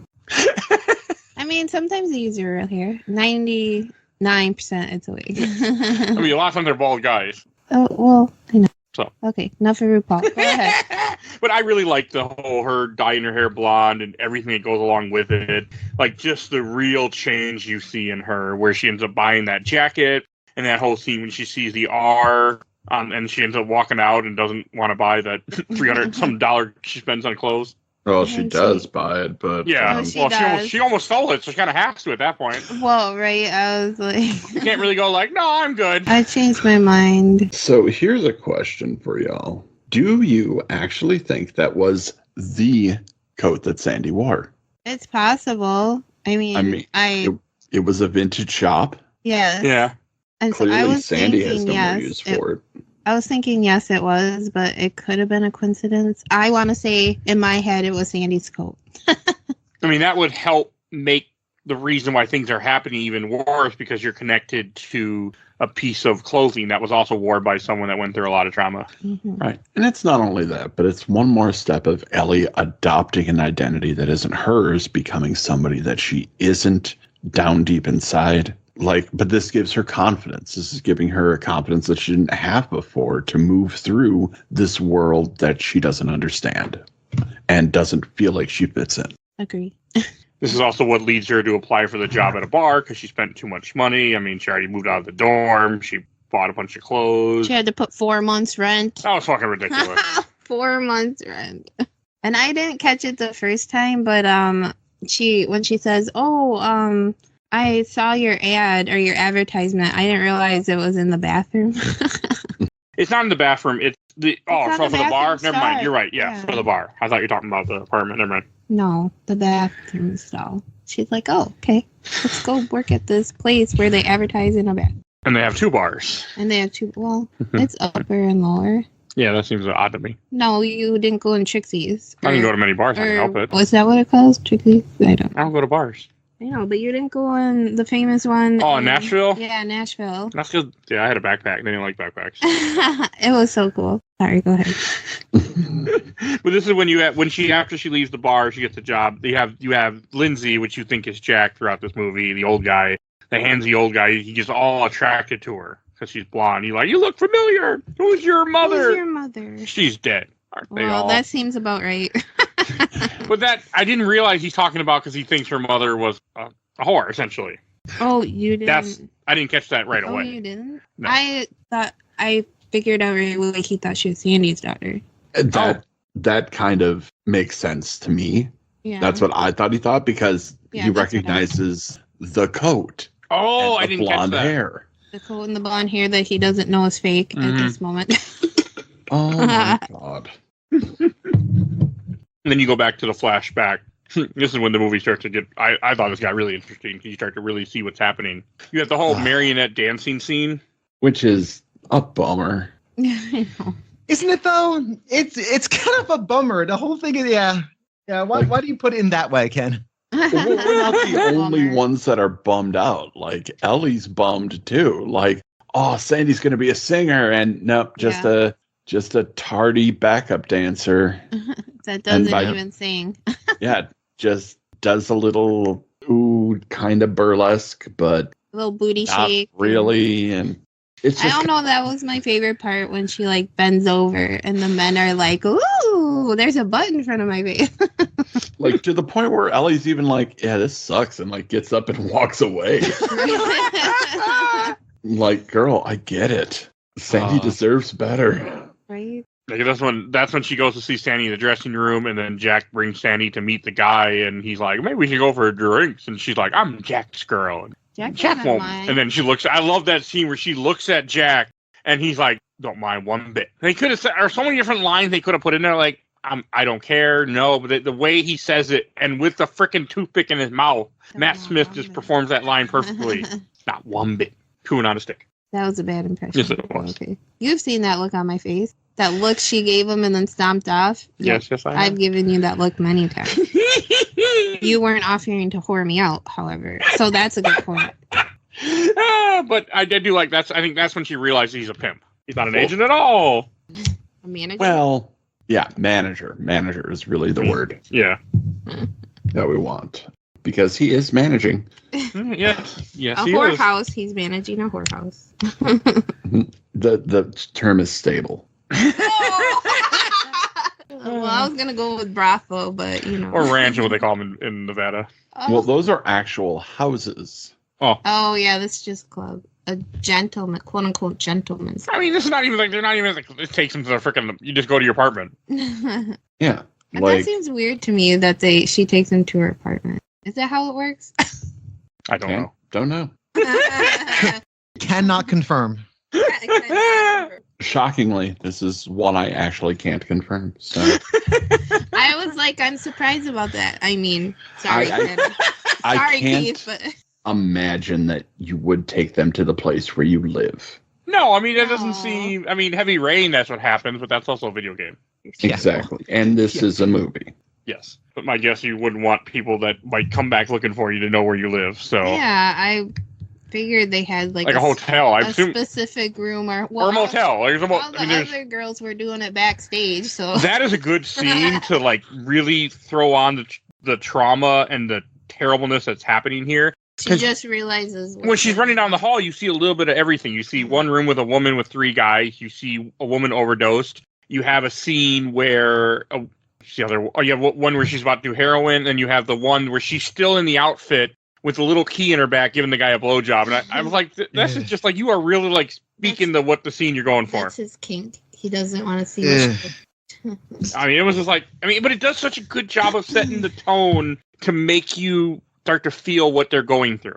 But there's also this ratcheting tension too, because as she's going through this kind of hallway of horrors, so to speak, and that's kind of how it's almost framed like, you have Jack now stalking her from behind, yelling after her. And again, this is this not masterpiece, but really excellent pacing and tension building is absolutely wonderful. This is what you wanted, Sandy. We all have to start somewhere. You be nothing without me. The way he delivers those lines is so good. And it's they kind of make it look like it's a dream, that like the way they filmed it. And there's also everything is wobbly and blurry. There's a couple parts where it changes from Anna Taylor-Joy to, gotta forget her name, the Ellie actress, like in the same outfit, and then it changes back, and it's kind of like the dancing. It's so good. Where they just swap out. It's so well done. And every time it's Ellie, she's like, she doesn't want to do this. She actually pushed somebody and said, she said no! Yeah, it's so good. I love that part. That's good. And then this is when she goes back, and then when she's in her room, this is when she starts seeing the ghosts and nightmares. This is when things start bleeding together, when it's just starting to, but it's just in the room. It's not outside the room yet. Well, because at this point, she's obviously still very protective of Sandy, and she still wants the best for her. Yeah, and this is then when it already happened. When she's at the bar, this is when John goes to meet her at the bar. Like, oh, I heard you got a job here. And I did realize that he says Kronenberg's and someone else says Numbers, and it's the same beer, but I don't know. It bothered me. I mean, a lot of beers are called. Oh, okay. I don't know. It bothered me. For some reason. No, it's not the same beer. Oh, it's not? Okay. No. He just thought the handle looked the same. Yeah. Yeah, no, pubs in England have all these really wild handles. Like, It's not something we get here in the States much. We get, like, crappy tappers, and they get, like, good ones because they have a pub society, and we have a drink to get stupid society. So go to a pub. Let's go to a pub. I mean, I as a guy who grew up in Milwaukee, I remember it being normal. There's a bar on every corner, and I'm not joking. There was at one point in the 90s, and when I lived there. It's not now? No. Are you sure? Yeah. I've been there a couple times. It's not. A lot of the old bars are gone. I mean, they're still old bars. Been to Milwaukee a couple times? Well, since then. Oh. I mean, you used to live there and you visit your parents. I feel like it's more than a couple times. I think I've only visited like 5 times since I left in 2006. That's sad. Judge him, everyone. It's okay. They visited. No. I'd rather you visit them, please. You don't want me to visit them. I told you if I go visit them, I'm driving down to Chicago. Yeah. Or Illinois, at least. Yeah, this guy with glasses on the conversation with us right now. Lives in Illinois somewhere. No, I wouldn't let him do that. I was very upset. He said he was going to do that by himself. I'm like, yeah, I'm going to go meet Ken and his wife by myself without you. Then she got very mad at me, Ken. No. She's like, that's not allowed. That's not allowed. I need to meet Keith, too. So I like it. I mean, I like all the little scenes with John and Ellie in this. I just think they're so good with them, the way they grow that relationship throughout this movie. This is when she's talking to Gran. She finally breaks down to Gran that she got a job at a bar. Things aren't going great. I'm at a pub, Gran. I work here. Ain't so bad. I don't know. Isn't that when Lindsay comes along? Yes. Oh, is that what? No, some drunk guy walks by, and that's what she tells him. But Oh, that's what she hears. Yeah. And that's what she tells her at the bar. See you tomorrow. And that's when she doesn't want to leave the bar because she doesn't want to go home. And they're like, you can't sleep here. I just thought of that song, Closing Time. You don't have to go home, but you can't stay here. And this is like during all of this, Ellie starts freaking out because it's starting to intrude on her life, or on the waking hours. And after several freak outs, she does go back to sleep finally and has a vision of Sandy and Jack. One last vision of Sandy and Jack together, in which she sees Jack murdering Sandy, or what she thinks is Jack murdering Sandy.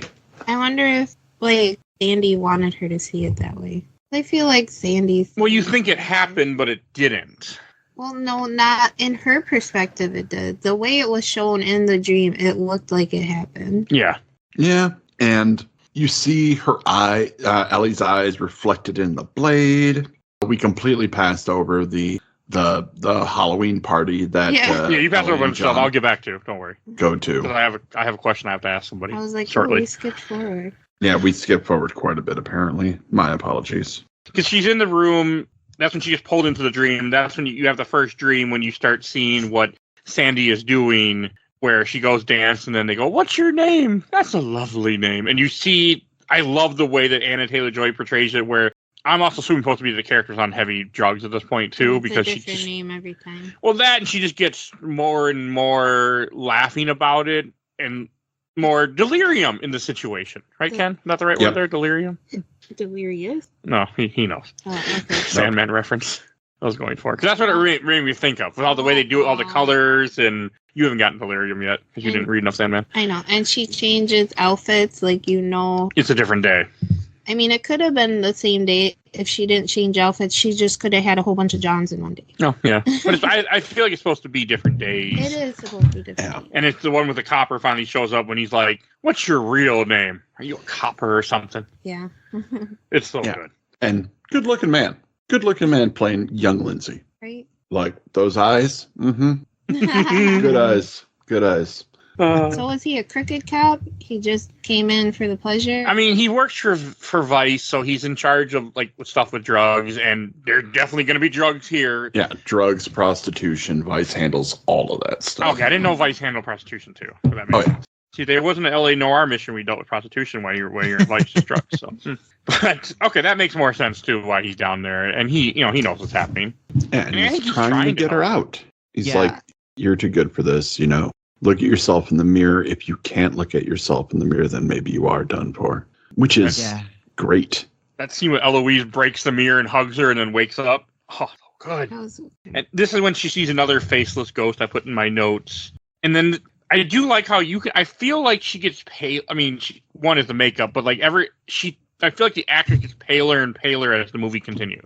Oh, yeah. Yeah, definitely. They really do put that, she's how stressed she is and how much this is affecting her life. Yeah, and absolutely. And she's looking more and more like Sandy. Yeah. Like down to the skin tone. It's ridiculous. They do look alike, though. Like the actresses. They did a good job. And especially, she doesn't look alike until you make her blonde. It's like, boom. They did a really good job of that. I asked you, is that the same actress? Oh, you did, didn't you? Before she was even blonde, because I hadn't really seen their faces that close. I don't know. Anna Taylor-Joy has such a look to her. She's a human anime character. Right? Yeah. It's the You are not wrong. I like her a lot, though. I wanted to see more of her movies. Yeah, she was great. Oh, we should watch The Witch. in which Oh, she plays please. a character named I think I Thomas. put it on so many polls. It's never happened. I'm just gonna make it happen this year. So Mhm. It's I'm yay for that, and B, that should be in your Spooktober, and B, she's an extraordinary actress, and I Absolutely. she is world class. I can't wait to see what she's going to do in her career as she grows and matures into like different roles. She is top notch actress, and she's incredibly good in this, and she's good in everything I've seen her in. I definitely want to see more. And then when she's at the school, this is when John asks her to go out to the party. I like how she's just like, yes. And he's like, I didn't even tell you what I'm doing yet. Yes. But she doesn't want to go home, which makes sense. I mean, she doesn't want to, see more of the visions, so that makes perfect sense. The Halloween Club, I think, is really good. I like the song that's playing in the background. I can't remember what it was, but I really liked it. Which one? There's a couple. All the songs they play all fit the theme of what's happening. I thought really well. Playing There's a Ghost in My House by R. Dean Taylor, that was a little too on the nose. A little bit, yeah. I can, yeah. But then following that up immediately with Happy House by Susie and the Banshees, I was ecstatic. My little goth heart melted. Lovely. Yeah, I did think of you. It's like, oh, Ken must be just sighing in joy. Mm-hmm. I do love me some gothy stuff. And I do like how the Mean Girls are dressed up as the Craft. Oh, that was hilarious. So perfect too. Very funny. I've never seen that whole movie, but I know of it. Oh my god! And What the here his wife has like a sweatshirt And leggings. And I don't think I have the I'm leggings. pretty sure you have leggings of Craft. You're lying. Okay, so this is your fault, Tiff, that he hasn't sat down and watched it. Sure. How'd you get that? Because you clearly like the movie and I you do, haven't but- made him watch it yet. Okay, literally the movies I want him to watch, he'll only watch if it's on the podcast. That's literally what happens. We should see it. And so now my habit is going to the theater when he's working and watching the movies he wouldn't go to me. That's a good idea. Well, that you get bored on Saturday nights when I'm stuck at my computer And my working. mom usually works. Like tonight. Oh, you work too. Why you haha? No, because you're going to a movie tonight. Oh, Reference yes. I see. Yes, a scary movie. that I would not want to see. I can't handle scary movies in theaters. I can handle scary movies on a TV screen, but not in theaters. No, you're such a wuss. I am. Hey, I'm the guy that got terrified of the movie Phantom when he was a child and shouldn't have been. That movie's not scary because somebody made me scared, and then Did you get scared of Jurassic Park? Yes, at home. I left out and he got eaten. Same with when I saw the Rancor Return to Jedi. I left the theater. When you got eaten. So I don't like horror movies in theaters. None of those are horror movies I just mentioned, but I don't like stuff like. I've gotten better. I mean, I was child Mike, but adult Mike, so let's just not go for it. Oh, but also we have to say, I'm 99% sure she got drugged by Jocasta. Correct? When they give her the drinks. They allude to that. I don't know if they allude that there was but then because doesn't John drink the same thing? He doesn't have a problem. He has the same. You don't have a gift. They allude. I think that's a bit of a red herring, honestly. I think it's like the whole idea. Yeah, I think it's a red herring. It's a specific glass, though. Yeah, he hands her a specific glass, and I think the movie's trying to just kind of deflect from the truth of what's going on. I think it's a red herring, and I don't think that Jocasta did any spiking or anything like that. Oh, I definitely. I think because when she first hands her that drink, my first thought was, oh no, what's in it? That was my first thought. Like, don't go into a rando bar and a person you just met hands you something to drink. Don't ingest that liquid. Yeah. Say no, thank you. I'll get my own. That's the worst thing you can do. But again, being naive and not understanding the world she's in, and then she accepts that drink. I don't think she was roofied or anything like that. I think that was a bit of a red herring by the movie to kind of take us off the scent a bit as we're getting to the end here. Or not the end, but Well, we're getting close to the end. Yeah. What do you think, Ken?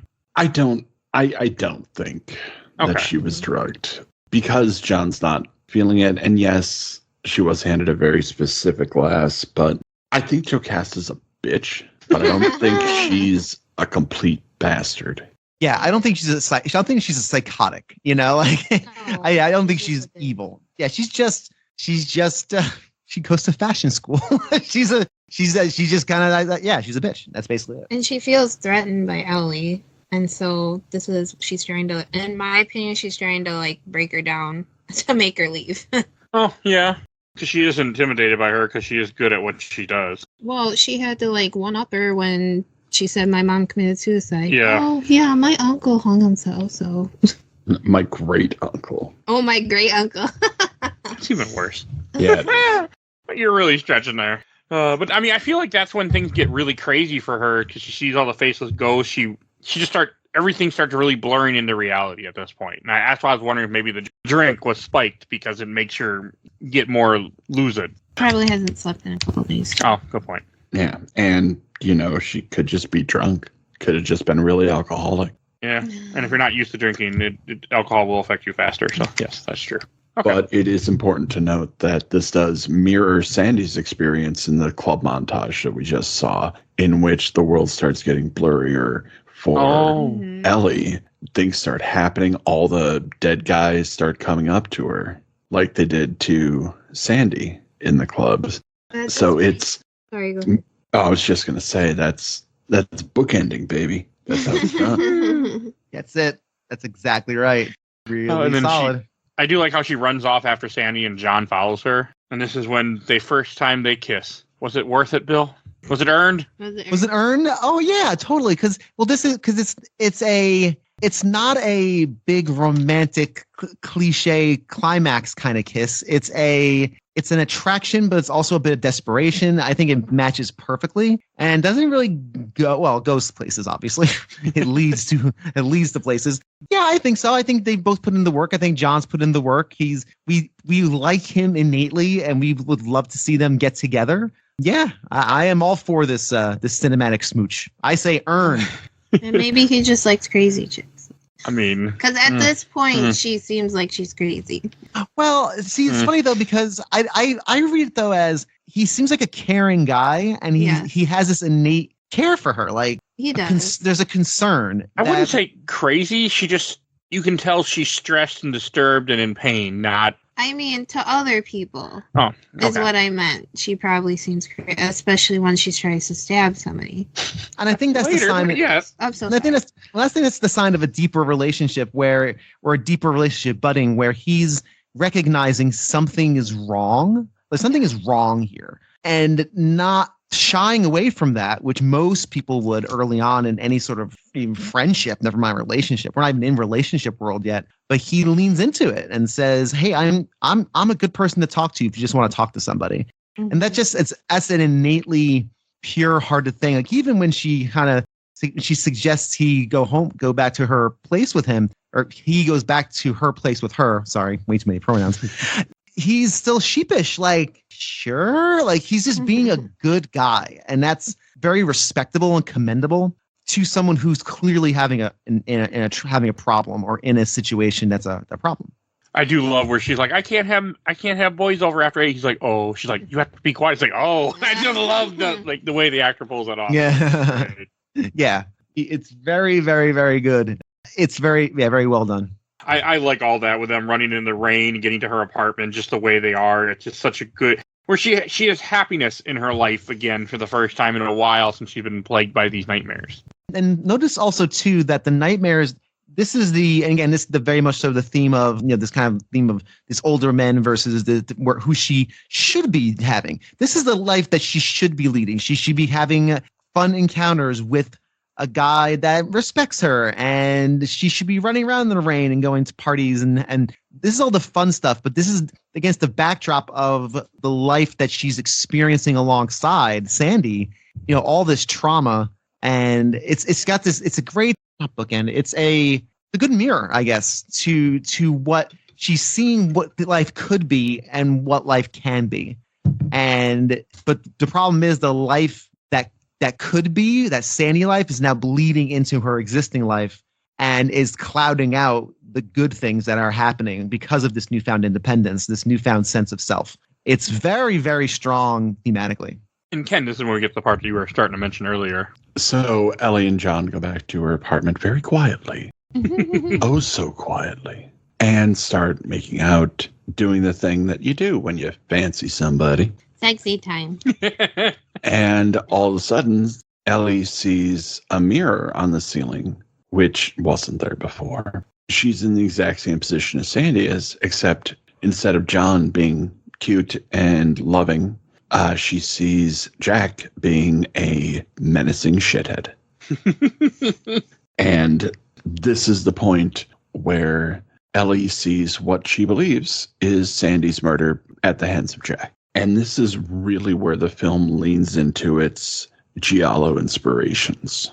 Like, this is very much Dario Argento inspired, Suspiria, Bird with Crystal Plumage, that type of movie. Like the Italian serial killer movies, very starkly visually represented, mainly focused on the red color to match the blood. And it's just a beautifully shot sequence, very well edited. Love it. I just love it. As my brother likes to say I always mispronounce the director's name. In Gallo movies, the color red means scary.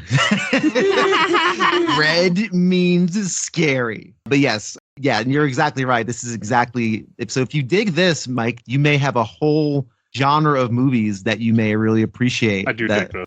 That whole Italian horror Gallo stuff. Yeah, because it's my kind of horror. It's not gory too much. It's just the right kind. Get my interest in keeping it like this type of movie, mystery type stuff.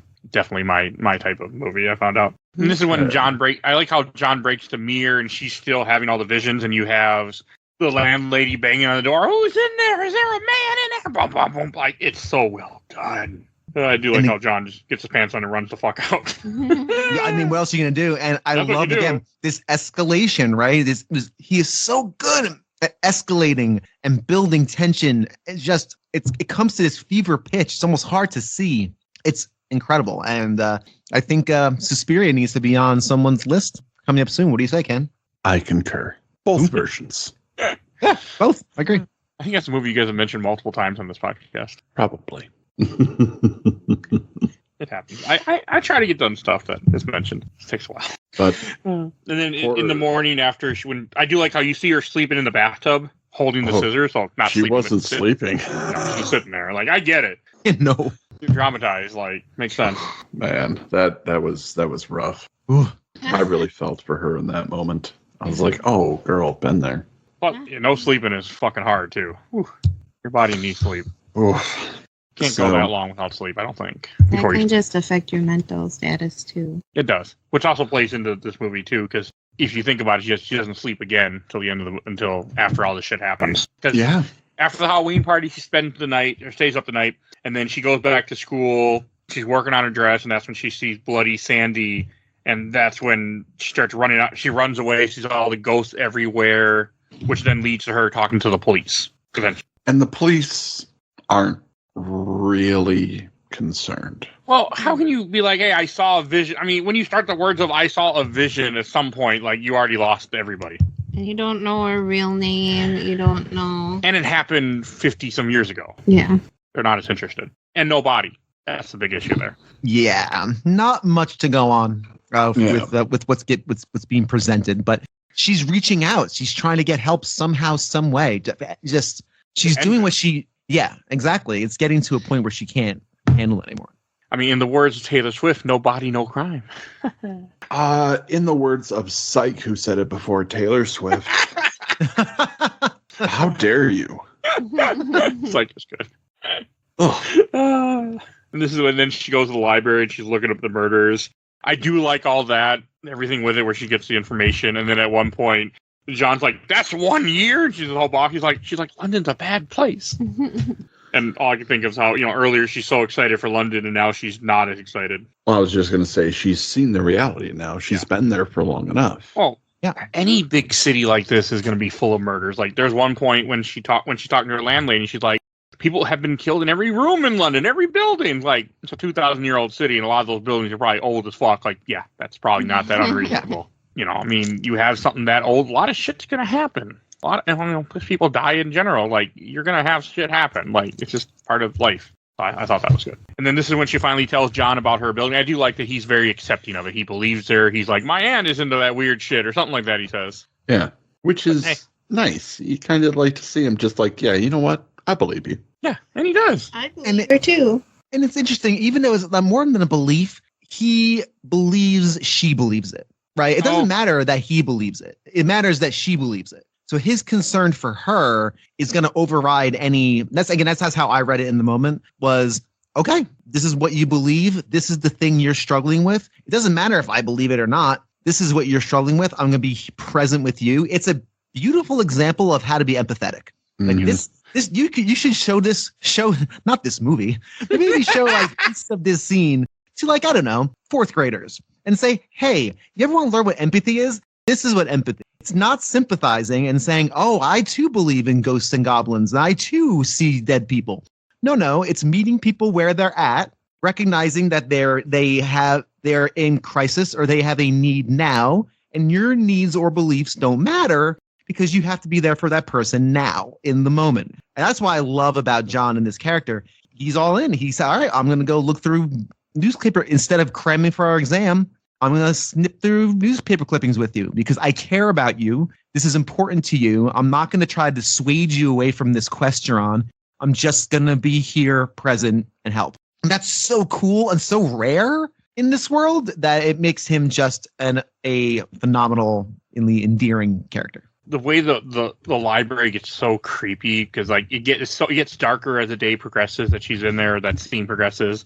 And then when the ghost starts showing up and when it touches her shoulder, she's like, oh, it's you. And then she just screams. Like, that is so good. Yeah, really great. And while she's searching, she's searching to find information on Sandy's murders. And she sees a couple, women have been murdered. But then she starts seeing a lot more missing men stories. And she doesn't really give it a lot of thought, but the audience is like, huh, interesting. I didn't. It didn't click with me. It didn't click with me when I was watching it. I wish it did, but in second, like I'm kind of like rewatching it as we're talking, kind of just like familiarizing as we're going through it. I'm like, I caught that. I was like, oh, that's really, really smart foreshadowing. It didn't click with me personally. Very smart foreshadowing. Not to my second watching did it click. And that's just good. It feels good. And right after she starts noticing that's when the ghosts show up. And she has another patented Ellie doesn't know what's real moment. And almost kills Jocasta with a pair of scissors to the face. I would not have been sad if she killed Jocasta. Well, yeah, but then there'd be prison time for murder and, She would have run away and figured it out first. And John, to his credit, is like, oh, hey, calm down. It was an accident. Let's talk about this and relax for a second. Like, he knows that something's wrong, and he's trying to be like, look, she's going through it. Just be cool. Be cool. Yeah, everyone chill out. It's okay. It's just a pair of scissors almost embedded into someone's eyeball. It's fine. Everyone just chill out. There's got to be worse. Yeah, I've seen worse. There's got to be a rational explanation for all this. Don't get the cops involved. Like, yeah. We can sort this out. We're people. Yeah. And Jocasta being the asshole. Just, future Karen, if there ever was one. Jocasta in 10 years is at a PTA meeting saying, look, we don't get this extra $5,000 for the new Gaga Ball pit. I'm telling you, this school, she posts way too much on the next door for her neighborhood. She posts way too much on the Facebook page. Too real. Of the HOA. Too real. She has a post. To the owner of the lot on the corner of 75th and 4th, if you could please mow your grass. It's distracting when I'm on my morning walks. Morning runs would be better. My morning runs. Yeah, my morning runs. I've tried to read and does this publicly and this is all just real things that have happened in the last week on my personal Facebook page.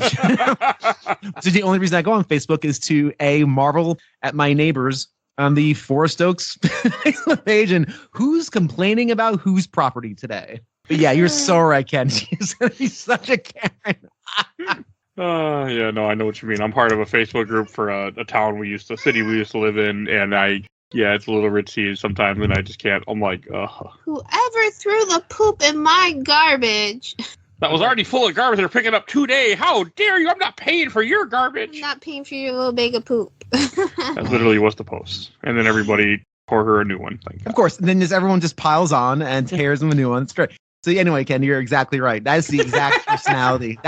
No, you nailed it. That is the exact person she's going to become in 10 years. That's amazing. And then after she almost commits murder, she sees Sandy walking down the street and then in the same jacket she's wearing and runs after her, which is a really good scene of her, like where the ghosts are like grabbing her and trying to hold her back, and then eventually she gets pushed by Sandy's ghost, and then falls in the rain, and then see the image of Jack walking by the old man and thinks that the old man in the bar we've been seeing off and on is Jack. Yeah, this also features one of my favorite shots in the movie. And again, this is a movie full of incredible shots, and this may be one of the more subtle-y ones, but there's the shot where she's walking, and I think it zooms in on her feet. Oh, sorry. The shot is the camera starts spinning as she's, I think, approaching the camera, and then it switches just to her feet in the water. Like it seamlessly goes to her feet. I'm not describing it well, so I would say cut this one. So, but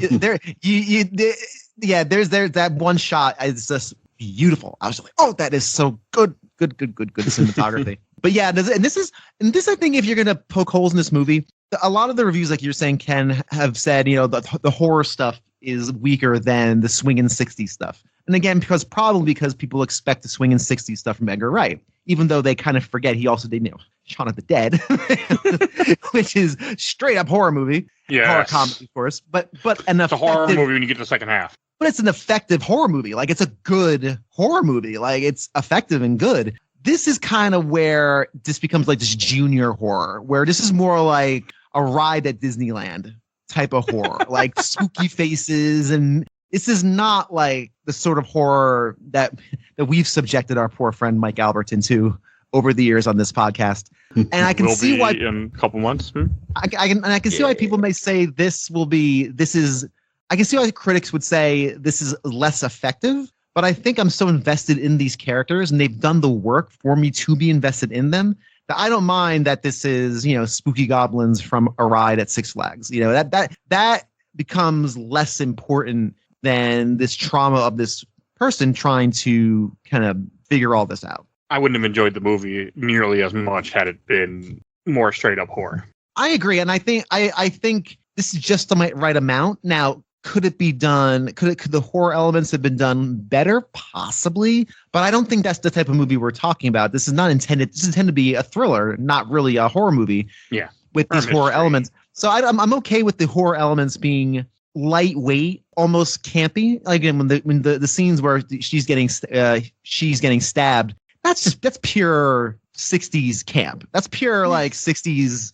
Yeah, like you were saying, like 60s horror movie, over exaggerated blood, and it's not Hereditary, where that's like genuinely terrifying and skin crawling. It's not meant to be that.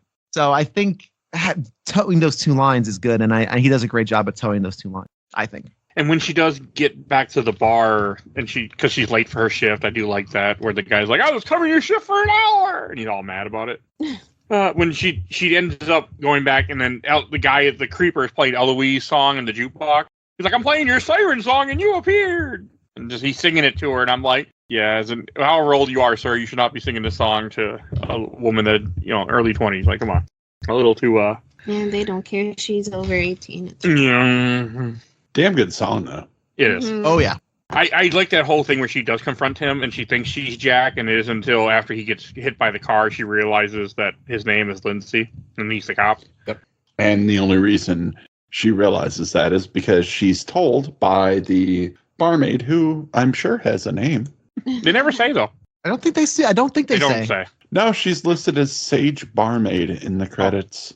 Okay. He really doesn't have a name. I thought Played she did by- when she came in for the interview. Oh, when he says go downstairs. And you should talk to... He did. I don't remember. Carol? I don't remember either. I know what you're talking about. I know the scene, but I don't remember the name. But this is when Ellie then runs to a phone booth and calls her grandmother to be like, hey, I need to come home. And I was also thinking, are there actually phone booths in 2021 in London? They aren't in America. I don't know. Good question. London, they have the phone boxes there, which are iconic. So maybe they still have them, because it is very much a British thing. Okay. Because Doctor Who is still being filmed. So Fair. Very fair. All right. Gotta have them. Yeah. And then this is when she sees John running on the street, and then she's like, I need to get out of here. And he's like, I'll drive you. And she's like, you have a car? He's like, how do you think I get from North to South London every day? Like, Yeah. I mean, I'm sure there's trains and things. The whole North and South London thing is just funny. Like that's fun. Very good comedy, yeah. Very good comedy beat. See, this show is funny. It does have it's just that Edgar Wright is known for a certain type of comedy. Shaun of the Dead. I have not seen Hot Fuzz. I can't speak to that. Or World Ends with You. Or the World Ends, whatever movie's called. But like Scott Pilgrim, like Baby Driver, there's more humor than what this movie had. And that's because it's a different movie. Yeah, which is lovely. Very happy about that. And then with John, he takes her back to the apartment. He says, hey, I'll wait in the car, but come in 15 minutes if I don't show up. So I'm going to ask for my deposit back. Oh, and this is when everything starts to come together. So Ms. Collins says, oh, I grabbed a letter from you by accident. It's in the pile. And Ellie's going through, finds her letter, and sees that there are letters addressed to a Ms. Alexandra Collins. Now, by this point, we know that that's Sandy's real name. By this point, we've probably figured out that Ms. Collins is Sandy. I did not until she kind of reveals it. Yeah, I didn't. Because even though Lindsay, before she kills him, she's like, Alex killed Sandy, and it started to click, but yeah. I didn't really pay attention to that quick shot when she sees the letter. It wasn't until things started happening. I went, oh, no. Well, there was the letter. There was also the figure, the ballerina figure. I did not catch that. I did not see that until you two pointed out. I didn't. I mean, I saw it, but I guess I don't know what happened. I mean, she's also playing a Cilla Black song. Like, there's a bunch of references to let you know. And when she's like, "Oh, I stopped smoking, but I picked up smoking." I mean, that's not much of a hint, but yeah, they do zoom in right on that little ballerina statue, but I didn't notice it. And soon you get the confirmation that yes, Ms. Collins is Sandy, and says that no, I turned the knife on Jack. And this is where you see how it actually went down. Sandy grabs the knife with her right hand, gets a nice little cut on it, and then uses that to stab Jack in the throat and the face over 100 times. Love it.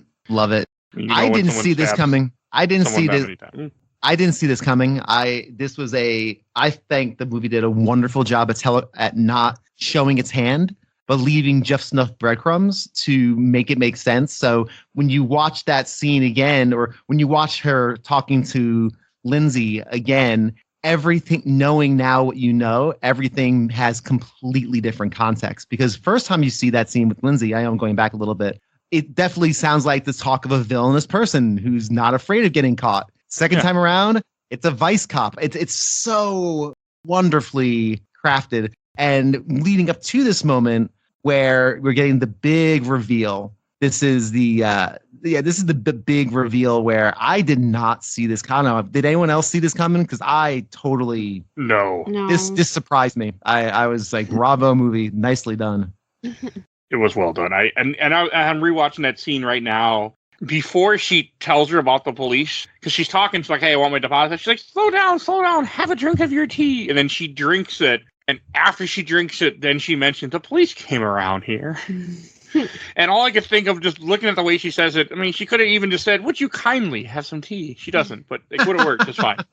It's just the way she says it. It's like, "Gosh, have some tea." And I mean, and again, this is a person who you're an older woman, you're a younger person, like you're someone that's been trained to listen to authority more. And since she's elderly, she's authority. Like it all makes sense that she just drinks the tea after she's told to. And she drinks some more when she mentions the police. It's just so good. And that's when you come to find out that our dear lovely landlady is making sure that her secret doesn't get out and is going to kill Ellie. I'm assuming she was going to slit her wrist or something to make it look like suicide after she was drugged. I'm guessing that's what was going on here. Probably. That was Who my knows? assumption, because she said nobody's, they're going to think it's suicide. Yeah, like, I'm not going to stab you. You just go back and go to sleep. Nice. No, it's rather nice. It's very matronly, and I gotta say, again, the actress, remind me of the actress who plays Diana Rigg. Mm-hmm. She is exceptionally good in this scene. She is, as her final performance, what a way to go out, because she is unbelievably good. The control she has over her phrasing and how she's delivering these lines, and she's towing that line between being the sweet, caring, motherly landlady to the cold-blooded killer. Unbelievably good. Unbelievably good. Mouth was open agape. Can't believe how good this is. If you thought this was good, I really cannot recommend her work on Game of Thrones enough. She plays another dastardly matron. I can't do Game of Thrones. But Why? I don't have HBO. So I don't have much HBO. more fun. I may have to steal borrow some credentials.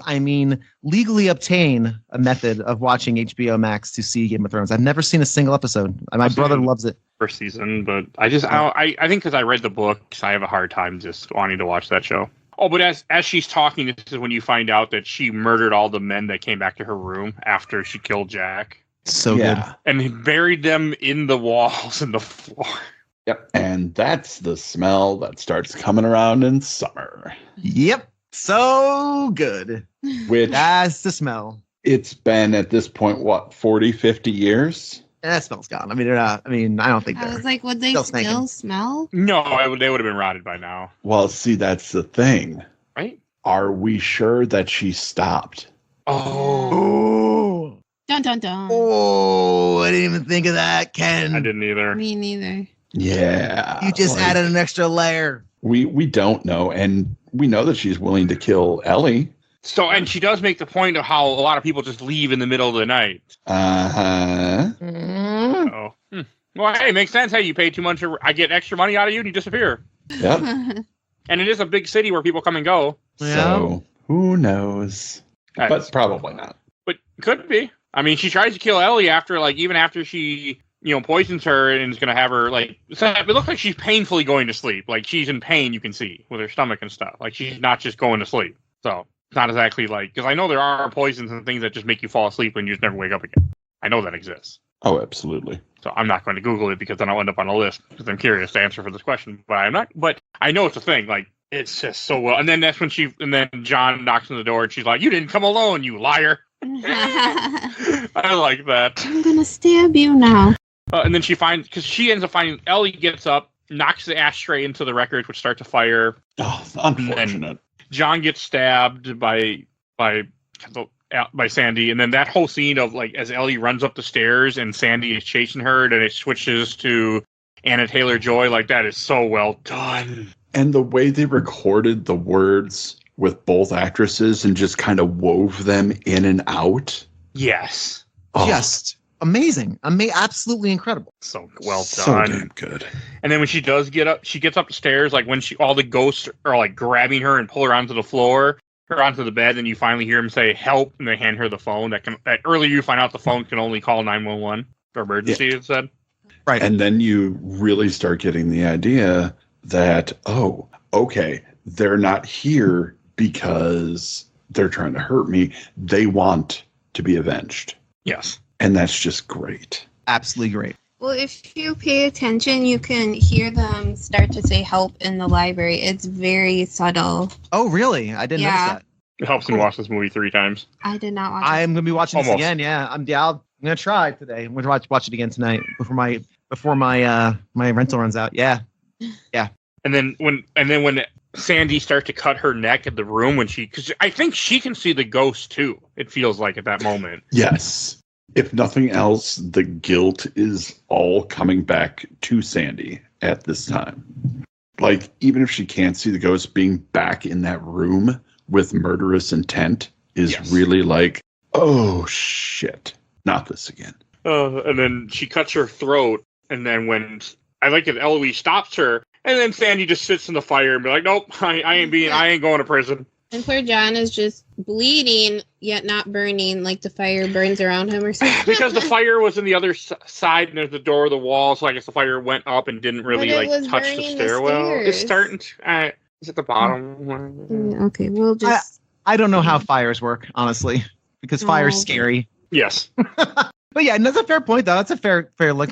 He seems rather unscalded. Because she was up there for a decent amount of time. You would think the fire would have spread to him eventually. It would eventually, yeah. But he's just bleeding. He's got enough. Man bleed.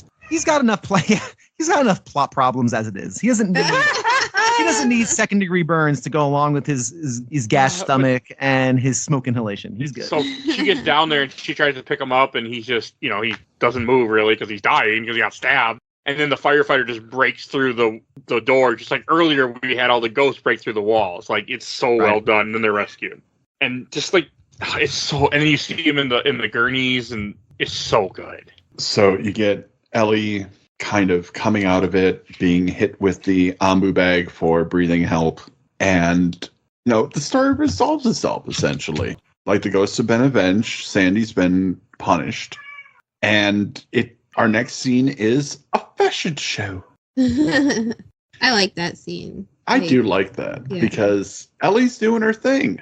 Ellie's having a runway show. She's dyed her hair back to normal colors. Yep. She's cast off the Sandy identity and now is owning her own journey in London, which is great. Absolutely wonderful. Absolutely. She gets everything she deserves. And of course, we had that last pine a little bit after her runway show. I noticed this was from the first time. As we're going backstage after the show, her teacher congratulates her. And then Jocasta even gives her like this like little polite like hand clap, like golf clap kind of thing. But as the camera pans away, you can see her in the mirror going like, have this like snotty, bitchy look on her face still. It's so beautifully done. It's a wonderful tiny little moment of still Jocasta has to be Jocasta.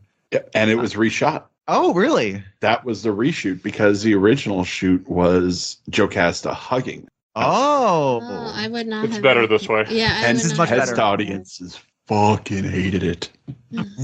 Really? Yeah, I can see that. That would have been really lame. No, that would have been too Disney, too Hallmark. Disney. Yeah, I'm with him. Yeah. So I think that was a smart reshoot because I love that she has this little polite little kind of clap, and then as the camera turns, she has this like shitty, just like resting bitch face on. Just ugh.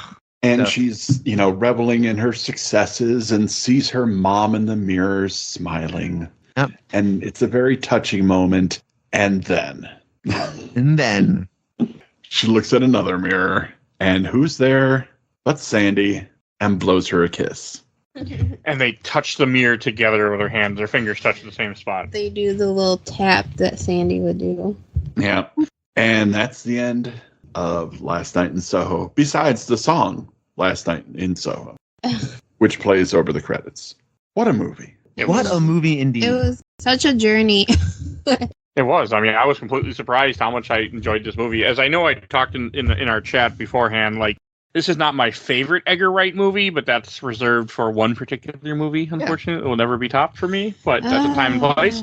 But this is probably out of all his work that I've seen, which is all but 3 movies now, which I'm going to rectify, this was really well done.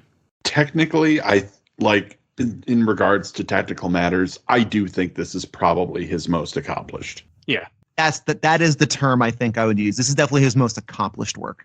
I think that's the key phrase there. Yep. Like, because I don't want to say best. Best is a loaded movie, or loaded term rather. Mm-hmm. Yeah. And I'm honestly still not sure where this sits. I don't know if this was my favorite. I do like it quite a bit, but I don't know. I need to see his other work, for his rest of his work now for sure, and cover it on the show at some point. That I haven't seen is Hot Fuzz, At World's End, and then his first movie, which I forget what it's called.